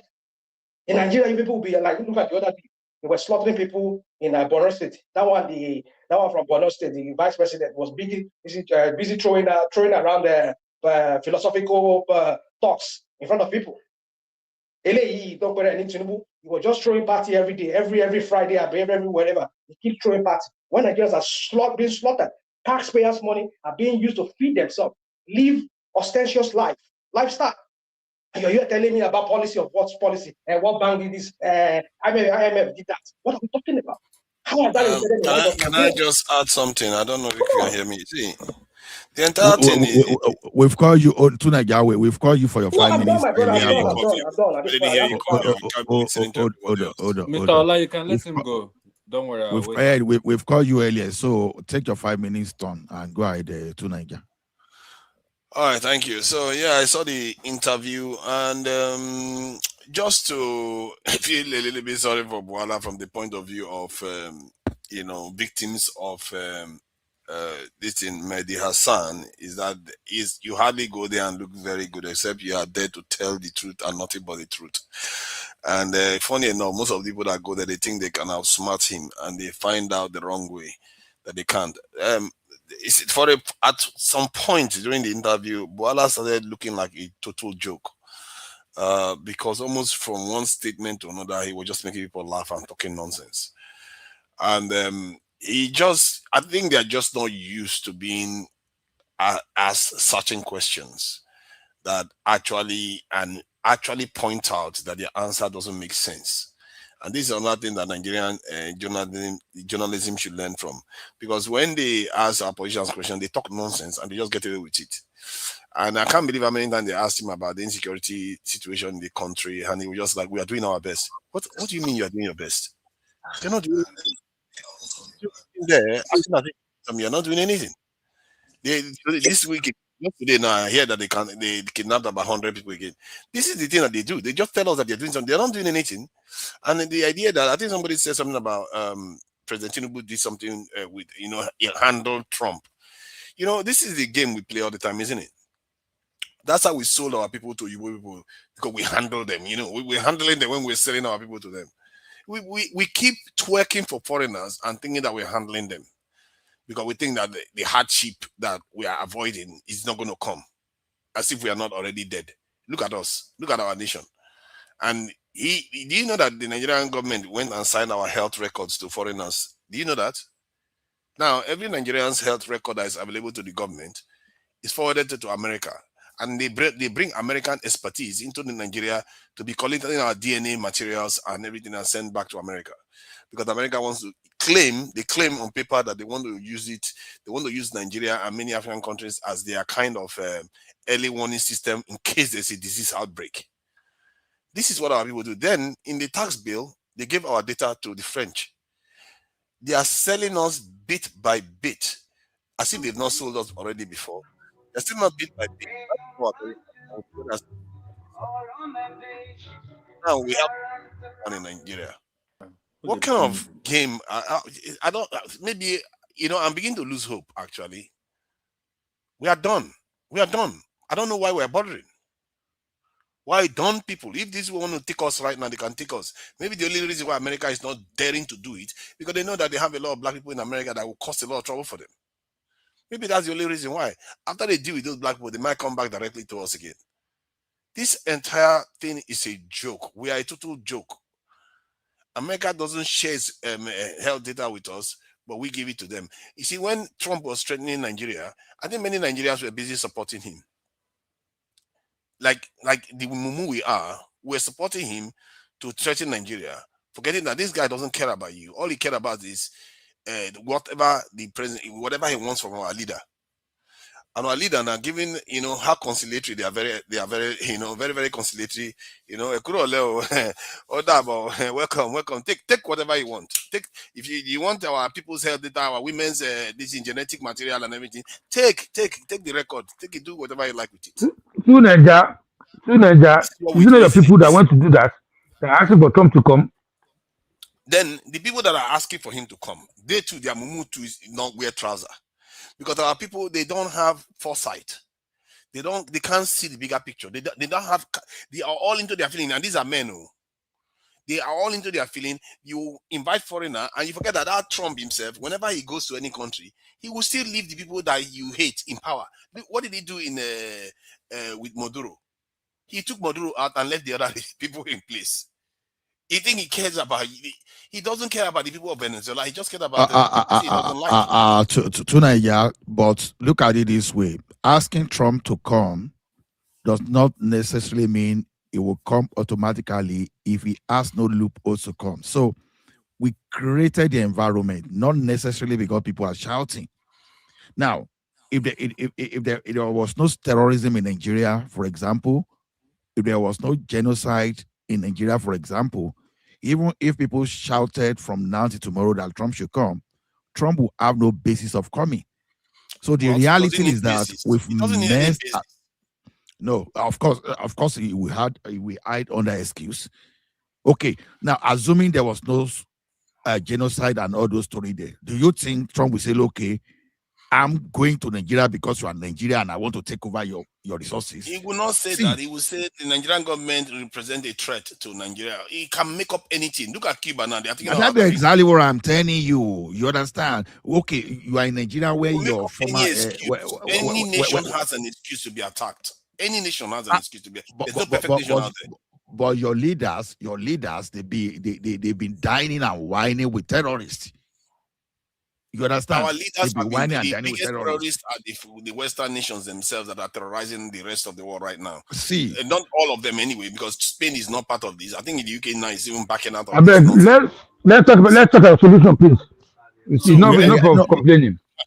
We have ourselves to blame. So simple as we defend people that are keeping us weak every day, and many of us pretend as if we didn't see what Tinubu was doing when he decided to go and change our national anthem to that of Oyibo woman. Because what has that got to do with anything? What has that got to do with anything? What that tells you is that you said. Okay, everybody, hold on. Everybody, hold on. 1 minute. Nonsense. Hold on. Fagbamila Ejo 2 Nigeria, 1 minute more so that we usher in AKO to speak. They just 1 minute already. I barely spoken on there 1 minute already. He barely even said anything before you started saying 2 minutes. I mean, 2 more minutes remaining. What about now? What do you mean? Wait, guys, wait. So no, rational mind, don't do that, please, because I gave him 5 minutes and I know when he started. You understand? Yeah, so you were interrupting me, and you were not even stopping the time. I know they interrupted you. So who among you knows the time? You started that. And other people spoke more than 5 minutes anyway. I was here. No. He barely said anything before people started. No. Rational mind, don't do this, please. Don't do this because you don't know when it started. Tell me why are you being biased now? Rational mind, you are doing that. Rational mind. Are you allowing You care about time. Since when do you care about time? Hold on, please. To finish. Just give benefit. Hold on, please. No, because AKO, because we need to move to you then, Uncle Beno. So we have 2 people that are here to speak. So To Niger, I give you 2 more minutes. So I think that is fair All right, enough. thank you. Thank you. So the point I was making was that our leaders keep selling us out every day, and we make excuses for them until things get out of hand. Like now, it is practically gotten out of hand. I'm at the point where I've just given up that this whole thing may be already over for us, because our generation, we are done for. And if there's a new kind of Berlin conference that comes in place and we are going to be oppressed, if you think this one we are experiencing now is bad, watch what is going to come next. You are going to see things that you will never believe you are ever going to see in this life, because some of the things the sins we have committed is just out of control. And when I said that Tinubu change our national anthem to that of Oyibo woman, the national anthem itself is not the issue. It's the fact that he didn't think Nigerians were good enough to make their own national anthem. That tells you everything you need to know. I watch an Oyibo woman come to Nigeria. Those are Oyibo people that drive a car from Europe and they want to drive it through Africa. This Oyibo man was driving to Nigeria. He saw 2 policemen. The policemen were calling them colonial masters, and then told them that we are the same people, that their queen is their mother. They didn't. The Oyibo people were talking to themselves. They said they didn't even dare to tell him that the queen is already dead. Our mentality, and it's because of our leaders. They don't tell us that we are our own people. They make us think that we are part of another nation out there that we don't belong to. The entire thing is a shambles. We don't. This official language is not our own native languages. The gods we worship are foreign. Everything we do is for foreigners. And now our tax information is sent to France, and our health information is sent to America. What else are they? I can't even count how many things else they've sacrificed. Our security, the Americans 30 seconds more. that one now. What is there we control anymore? We are here arguing about according to somebody that said this earlier on. When all these people go outside, they are nobodies. They come to Nigeria, they start behaving like gods. Even in Nigeria, they are not anybody. Because the moment we will come here and tell them, hey, give me that, they will surrender it very, very quickly, like Tinubu surrendered everything that they asked for. He gave it to them. Thank you. Okay, thank you, to Niger. AKO, it's your turn now. You have your 5 minutes, so please fire on. I just wanted to say that interview, I was happy that interview took place. And in a nutshell, that was a disaster class. When I juxtapose it with the interview that our foreign minister at the time, Yusuf Togar, had with Piers Morgan, when I contrast those 2 interviews, it's like day and night, you know. I said, you know what? First thing I thought to myself, I was like, I want to go look at this man's antecedents. This is somebody that apparently is a member of the Nigerian bar, member of the English bar, has his own law firm, has a master's degree from Convent University in law, pursued a PhD research, but you can tell that all that doesn't reflect in the way he speaks or his cadence, you know, and it shows to you that, you know, there are levels to this thing that we call being a spokesperson or being an ambassador to a nation, you know. And I think David Bwala, to a larger extent, is kind of reflection of the psychophancy, or rather what I would say the hypocrisy that in some end that Tinubu has enveloped himself within, unfortunately, because I don't see why such an individual figure should be appointed as a special advisor, you know. Even the path, there were so many parts in the interview. I think the part that really made me laugh was when he said, when Mehdi Hassan said, oh, you know, you said Tinubu has built a militia. And then he said he never said that. And they had to pull up the clip of him saying that. So it just goes to show that the guy was not prepared for this at all. And I think, you know, I appreciate that was because Mehdi Hassan is he's very thorough, and he knows what he's talking. He makes sure he cross-verifies anything that he's asking. He's verified it 3, 4, 5 times before being able to speak about. He knows how to thread an argument, you know. So all in all, it was just disaster class. I think after this interview, Tinubu should get rid of that guy. He should not longer be an advisor. He should Can I say something? You said something earlier. You said about Bwala. You know that Azan said that he prepped himself for that interview. He had this whole thing on the internet saying that, oh, we are going to be ready for that. No. That was a fake, but that wasn't a proper preparation. That was just, to show people that, hey, I'm doing I know. busy doing What I'm saying nothing. is that he alluded to that. I mean, he referenced that. And even made the reference. He said, but we saw a video of you saying, and he wasn't able to even have a coherent answer to that, So it's just very funny. I'm happy. I'm very happy it happened. It's a disgrace, an embarrassment, but I'm happy it happened because some of these people are they're just. I'm sorry to say they're useless.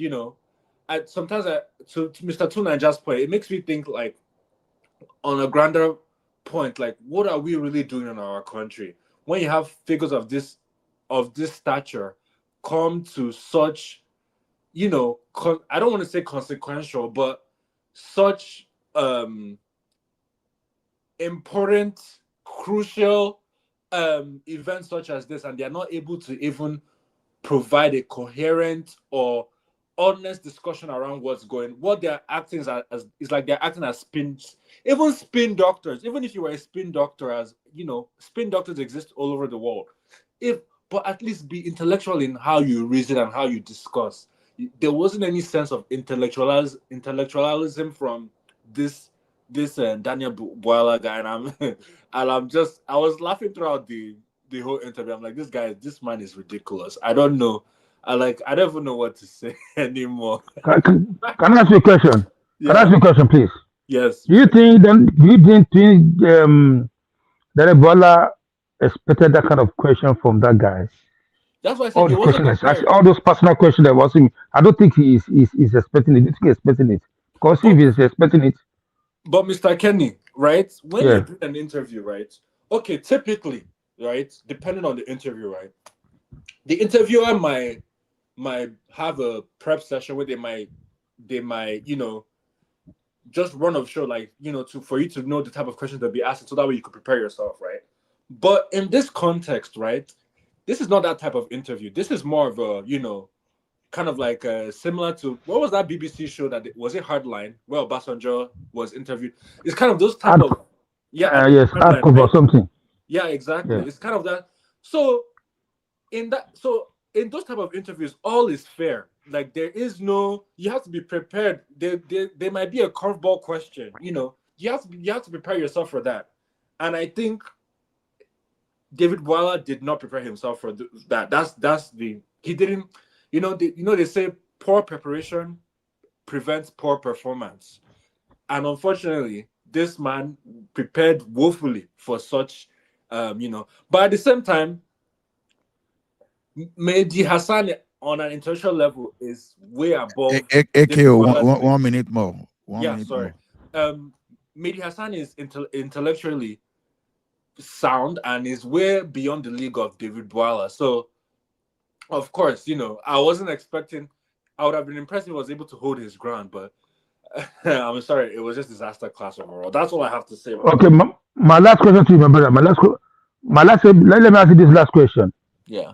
So for the fact that the interviewer asking all those questions and all those, although he's digging those things from Bola, do you think all those questions he's asking Daniel Bola, do you think is a true reflection of the truth of today, or did they have any truth in it? Let me put it that way. Because personally, I believe all the question is based on hearsay. Is there any truth in all the questions that is asking Bola? I mean, when you're a journalist, right? You're asking questions based on verifiable sources. Now, the challenge to that, Mr. Kenny, to your point, is this Nigerian situation. What is verifiable information, right? We don't really, us as Nigerians, we know what's going on in Nigeria, anecdotally speaking, right? But when we talk about data and numbers, we don't know the quantum to this issue, but we know it's a huge problem, right? So that's the angle. But is that the fault of the journalist necessarily? Do you know why I said that? Sorry. Yeah, do you know why I asked that question? 1 minute. Sorry, 1 more minute. Yeah, Mr. Kenny. Yeah. Do you know why? Do you know why I asked that question? Because when they asked that Bola that, the person you are supporting is very, very corrupt. There is no, the man himself should know that there is no court of any court of law that pronounce him as a corrupt person, or maybe any judgment against him in any court of law in the world, or there's no a single evidence that say, okay, you stole this money. Then when you ask question about the Bwala van, there's no single person that say, okay, my money is missing. That's where that you are using. You understand? No facts that. But I believe even if he's going to ask that question, he should have asked one and go to something else. But it was deliberately banging on those personal stuff because there's no evidence in all the questions that's asking. It's just hearsay. What I would say to So that I is, forced I forced the interview as well. yeah, I mean, every journalist, they try to be objective as possible, but there's always going to be some personal opinions or personal preconceived notions that they have of certain people, and and they guise it under certain questioning, right? But this idea of corruption, absence of evidence is not evidence of absence, right? So, even though there might not be any categoric evidence to say Tinubu is corrupt, right, doesn't mean that Tinubu is not corrupt. So we just assume he's corrupt. Then you should reply like that. Anyway, let's leave it like that. Thank you. But yeah, we still come back to all this. Mr. So Allah, let's move to Mr. Yubi. Let's move to Uncle Beno. Uncle Beno. Yeah, good morning, Uncle. Good morning, sir. Good morning, panelists. Good morning, no. Good morning, no. So I don't know where were you. You should have represented Nigeria instead of Daniel Bwala. At least you will have our less thing to hide compared to our probably a political jobber, Uncle Bwala, Daniel Bwala himself. So okay, you have your 5 minutes to let us know. Let us know your opinion about the performance of the guy at that level. Okay, thank you, Uncle. Thank you, panelists and everyone watching. This is actually the first time I'll be joining one man show very early like this. It's just 11:26 now. First off, I want to say that I'm happy that Daniel Bwala got disgraced on a global television, because we've been saying this for a while now, and most Tinubu supporters, they will simply come after us and say, hey, this is obedient talking. But I'm glad that we all received the second-hand embarrassment on international television. In the first place, Daniel Bwala is not supposed to be in Tinubu's administration. If Tinubu is truly serious about fixing Nigeria, Daniel Bwala have shown that he's a man of questionable character. He's like a two-faced animal. I'm sorry. Now, I'm going to read the press statement he published on his Twitter handle this morning. He says, in the last 24 hours, social media has exploded over my interview with Mendy. I bet the varied opinions. Let me set the record straight. When I signed on to the privileged job granted to me by Mr. President, I was well aware of its implications. Selling ice creams, looking fine, and seeking the praises of men were never part of it. Some of the fiercest critics of my interview cannot even stand local TV anchors. But the task of promoting and defending the president and his administration is what I do with ease and joy. I'm just going to skip to the part that really caught my attention. He said, Head-to-Head contacted me requesting an interview, stating that they wanted to challenge our government on security, the economy, and corruption. Nowhere in our almost 6 months of communication did they mention that they were going to challenge my past. If that had been their plan, ethically and professionally, they were supposed to inform me so I could prepare my response. But that's okay. Ethically, that is on them, not on me. Now, what I just want to emphasize there is this. Bwala has no integrity. And we've been saying this all along. I remember a couple of occasions when I was here on this panel, and we're talking about President Tinubu's performances. We have always emphasized the fact that Tinubu is doing a terrible job when it comes to security when it comes to insecurity and corruption in Nigeria. And I'm glad that a renowned journalist like Mendy can actually brought the question of corruption back to face Bwala. And everything he asks Bwala, there are tape from the past interviews of Bwala himself on Nigerian television where he said the opposite. So what are we talking about here? Bwala is not supposed to be in Tinubu's cabinet. If Tinubu is truly serious about managing Nigeria and taking us to the promised land, what the interview just exposed to us is that Tinubu have this caliber of men in his cabinet that does not mean well for Nigeria. And they can't even defend what they are doing. The job of Bwala is simple. Like one of my brothers said here earlier, Bwala's job is to come and spin whatever negativity that the administration has put himself in. And he did a terrible job. So, Onkola, the interviewer used Bwala's words in the past against him. And unfortunately, he can't even defend himself, not to talk of defending the president. It's a disgrace. It's a disgrace. I'm still going to do, when I have time, I will do my own show on all of this. But I just want to say that. Can I ask you a question? No, sir, let me finish. You can't ask me a question Okay. right now. Because I've Yeah, seen continue your rubbish now. I've had a couple of questions you asked already and you weren't being objective, so I'm sorry, sir. When Bwala was Because you asked, started speaking your rubbish. Thank You think I'm like you start speaking your rubbish, you're talking rubbish and rubbish and rubbish. No, That's why you speak all the time. don't say speaking rubbish. Nonsense. Thank you, sir. You're talking rubbish now. Thank you. I appreciate you, sir. So, Mr. Ola, my own submission is simple. Bwala is a disgrace. I hope and I pray that when Tinubu win his 2027 election, he's going to get rid of many of these folks. It's not like Tinubu is not doing an amazing job, but some of the folks he got working for him, they are people with questionable characters. And on the one hand, I think I have a clue to what Tinubu was doing when he appointed Bwala as well as the other one that is talking jazz, Reno. I think he just want them to eat their own words. And I'm glad that on the global TV, on them, right? Exactly. I'm glad that on a global TV, Tinubu got Bwala to come and eat all his vomit. Everything I've said about him, the president in the past. That's my take on Kola. Thank you. Yeah, thank you, Uncle Beno. So, Ola, please, Ola, I want to respond, please. I want to respond to something, please. Okay. But don't fight too. Huh?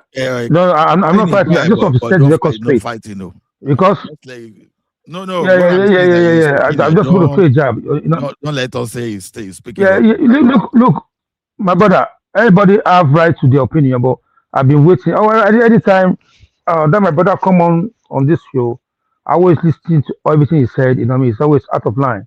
You know what I mean? Probably because of hatred you have for this person, or maybe you don't even have your facts right.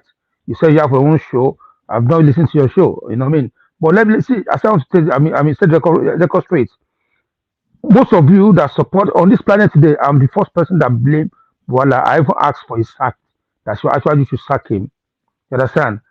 And the purpose and the reason why you put him in place, like you already said, is for them to come and eat their vomit. And they're eating their vomit in public. But when you now said, oh, that actually is not doing well, it's great and what's it called, an economy and whatever, you know what I mean? You're totally wrong. You're not it's in the history of that country. Yeah. Number one, actually is not the one. Is not the person that brought the insecurity to Nigeria. I mean, into our country. He met it there and is fighting it. You understand? Because EBT, where you guys sold a corn, we're not finding okra from there. What you guys expected Americans to do, that's not what you're expecting. Ashwadu is now buying equipment for our soldiers. Yeah, is inviting the other foreign nations to come and support us fighting this insecurity. But some of you still think it's not doing the right thing.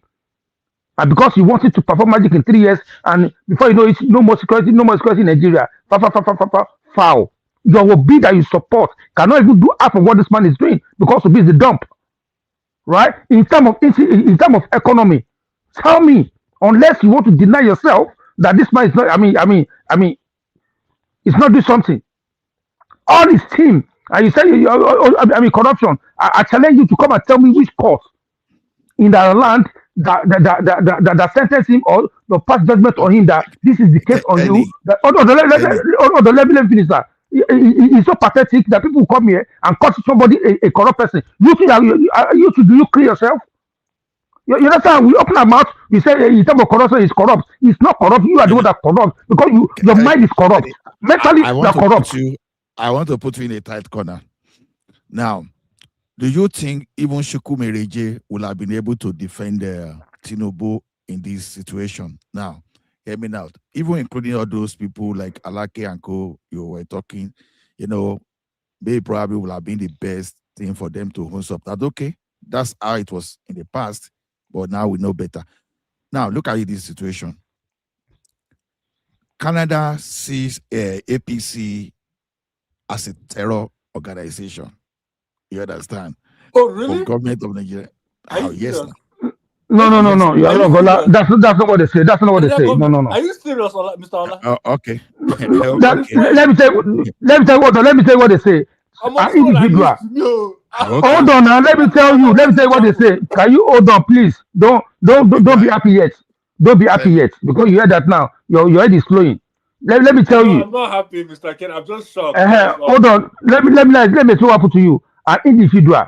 What you want to seek asylum, right? In Nigeria, he went to Canada to seek asylum. He's now saying that the party that he was in, they want to buy him. Lying to the government of Canada. You understand? That because he was involved in government, he was involved in politics because of asylum. So the judge now said he did make that pronouncement. It was not a judgment. He said the party they behave like a terrorist.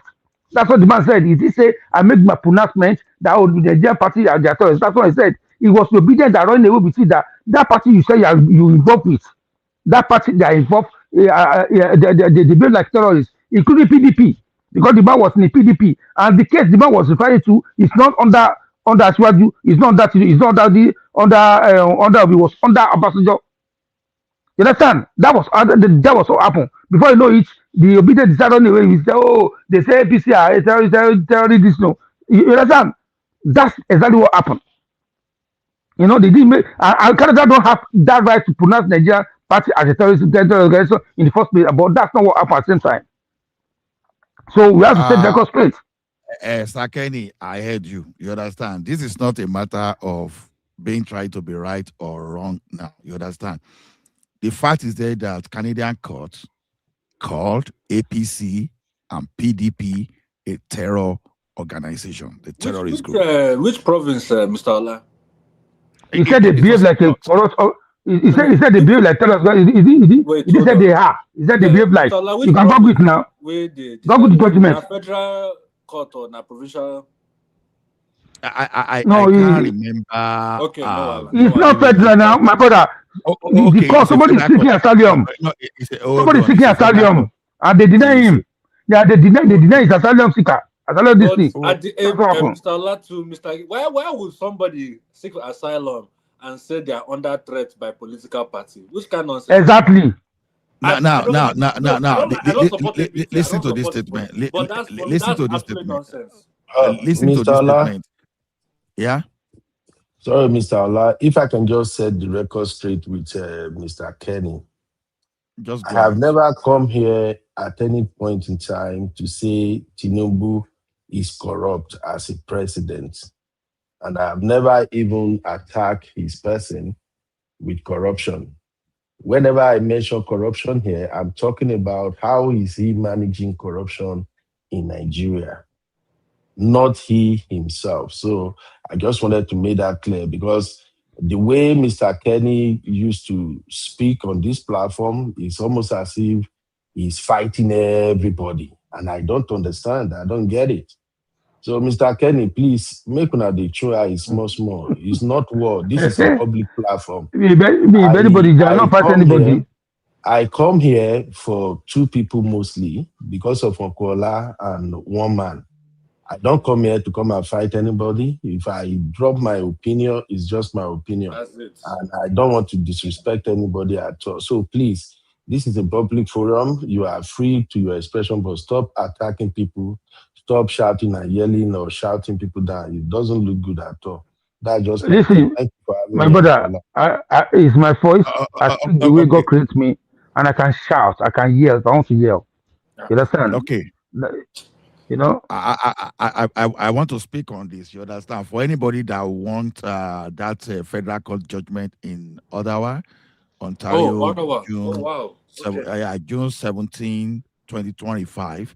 Wow. So the court judgment is there on public, in the public space, and the docket, the docket ID is IMM 659124. Then the citation is 2025 FC 1093. So now this is a court now that is describing APC and PDP as a terror organization, and their excuse being that their disposition to terrorism in Nigeria and how they've handled the democratic process. So, well, it's for us to argue against it, but that is, I'm just saying that's how that's the decision. No, can you read the judgment, please, my brother? Read the judgment for us. Maybe you have it. You read it the way the man said is it. lengthy now. No. That part that he said, this, read it. At least there's a context. Read it at least halfway. Let's understand it. Okay. That's not the true definition of the judgment that man passed. That's what the man said. Now, see, now I will read it from page 2 of it. So now they now say, okay, the IAD reverse the ID decision have found that the evidence was established on reasonable ground to believe that, pursuant to paragraph 34, subsection 1 F of IRPA, and so the applicant was a member of an organization that engaged or will engage in acts of subversion against democratic government, institution, or process as they are understood in Canada. So that's one of it. So I will look for that the other strong. one. That's very strong. So I will look for the other area. Ola, that part you just said. What do you understand about that part? Let's digest that part before we move to the next. So we understand the context of this thing. I'm not a lawyer, but the fact that the man said he engaged he said he engaged in an organization. You know, read that part. Let's just have all of us go through. Hold on now. When you go to number 6 of it, it specifically mentioned APC and PDP. Oh, I said there's context now. That's I said this particular section you read. When he say he engaged himself in organization, read that part. So we hold that in our left hand. I think what I can do is to paste the thing in the comment section. Yes, Anybody please, that wants to. No, Ola, we are just for now. We are just for. You are just you just read it just now. You just read that part just now, and I want you to go to that one after this one. Just that particular part you read. I want to take something out of it. The one you just read now. You read it in less than 1 minute now. Because I have to search through the entire 16 page document. So, Mr. Woman, so when any other person is talking, maybe I can go through it then and come back to you. But I'm just telling you that the fact that they can even mention terrorism and our political party in Nigeria alongside terrorism and subversion of democratic process, that one is even enough. It's enough international shame already. But you know why? Ola. To Mr. Kenny's point, right? I don't support APC. I don't support PDP, right? I don't really have a dog in this fight, but I have some problems here with this. I think one of the problems I have with this ruling is, number one, how did they come about to determine that PDP and APC are organizations that are terrorist organizations, quote unquote, right? That's number one. Number two is, this is not related to, but it's more, I don't understand why an individual will seek asylum and then use political party as an example of the reason why they were under threat for political party. This is not like back in the where we had military regime where they were taking people off the road, killing them, or jailing people. But we don't live in that dispensation anymore. So I don't understand why somebody would My brother, that guy, even the judge, if you read that, if you because I read some of those, I read some of this thing. If you read the thing, if you read the thing where that man said, the lie, where he lie. Even the judge tell us, say, all this you said, we know that it's a lie. You understand? The man condone a lot of things just to make his case lucrative. His own, in front of just so they can grant him asylum. He go the lie. You understand? Okay, Sakeni, listen to this. The 8th paragraph, it says, he says, however, the IAD found that there were reasonable grounds to believe that the PDP APC engaged in terrorism and subversion of democratic institutions. The IAD concluded that PDP APC engaged in political violence and subversion, including ballot stuffing, ballot box snatching, voter intimidation, violence, murder of opposition supporters, candidates in 2003, 2004 elections. APC did not exist in 2003, 2004. Exactly. God bless you. Did you just say? Am I reading the right thing? Exactly. So was APC formed in 2003, 2004? I'm so confused. Maybe I'm reading the wrong thing. Wait. No, it's not. You are reading the right thing. Or because Sakeni, the fact that they can even assuming the it fact was that they not can even, pin, that's a very damn the fact that they can even place PDP than APC, you understand, side by side terrorism is even enough damage. Ola, there's something you are missing. There's something you are missing, Ola. Hold on, Sakeni. See, countries don't just take stand against another country just for the sake of conflict. You understand? When they talk of that police that would consider inadmissible just because it worked for class. You understand? See, the thing is this: whether we like it or not, sometimes we can be fair to ourselves so that we can call the spade the right name. Spade is spade, and we don't call spade just a guarding tool. We want to address it. Now look at it from this angle. Katsina State governor was doing peace deal with terrorists. That's true. What party does it belong to? APC. Now, Bangudu that said, okay, Fulani can come, they are national or whatever, blah, blah, blah, that he said. They are now run to Asherok.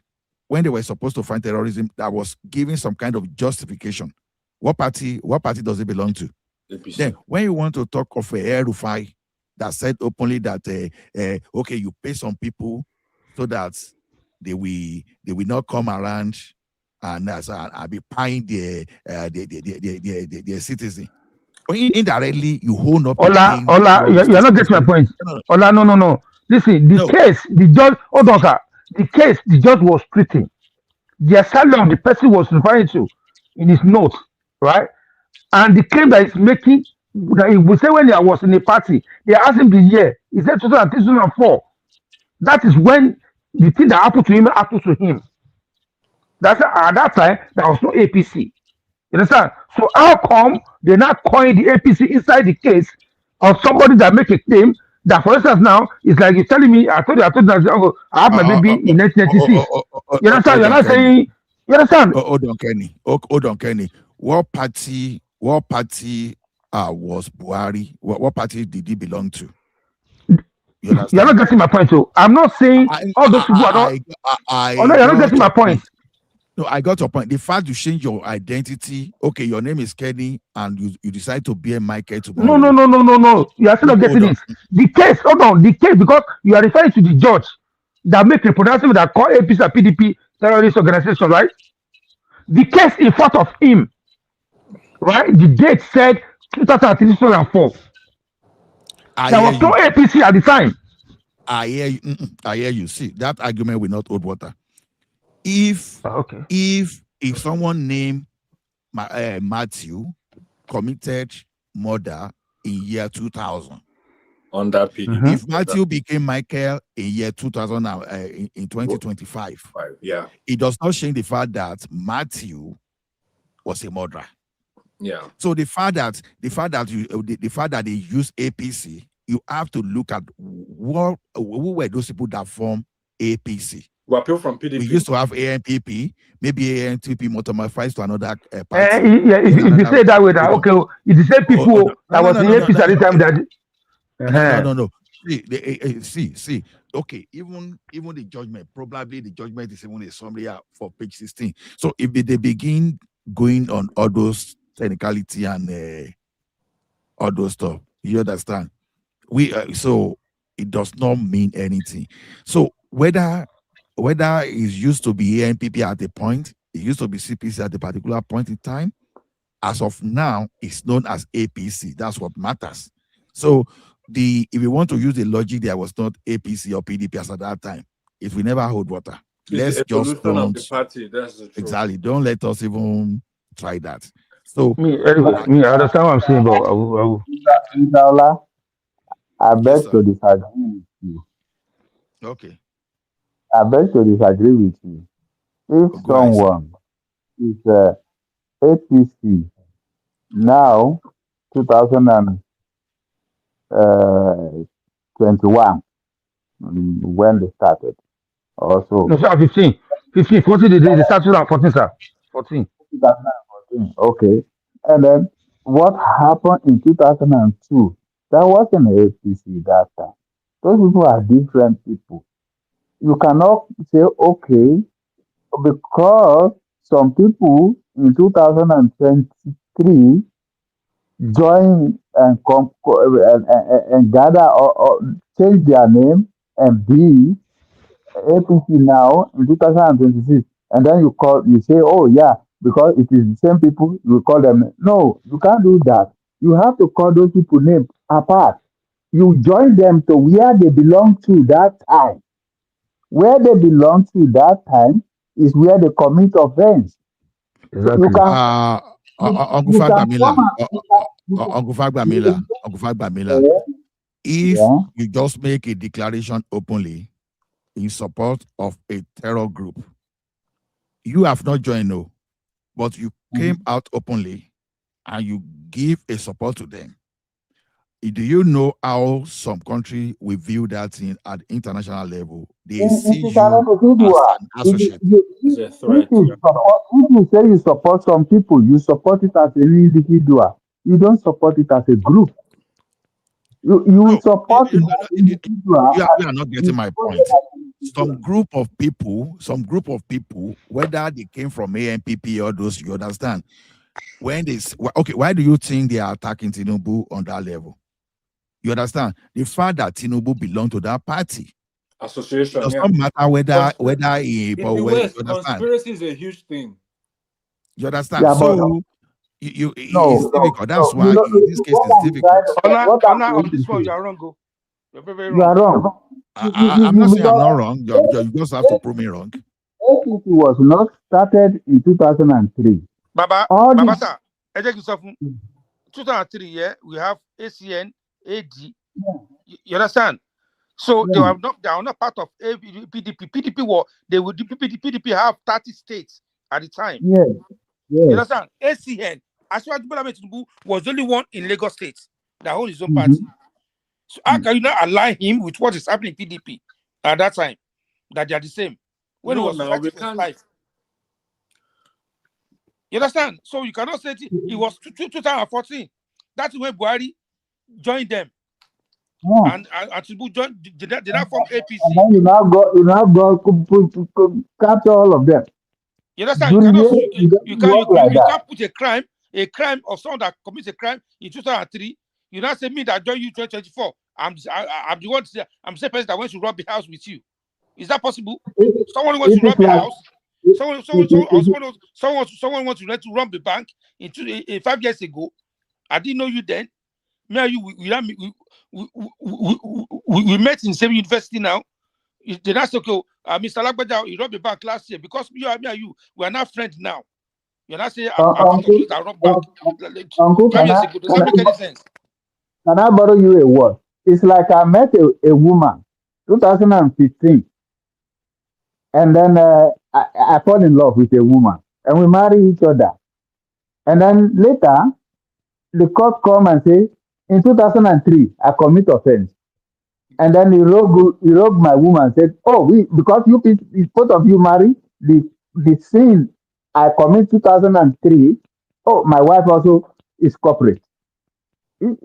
It's not like that now. I haven't met her that time. The court will say, no, you haven't met her that time.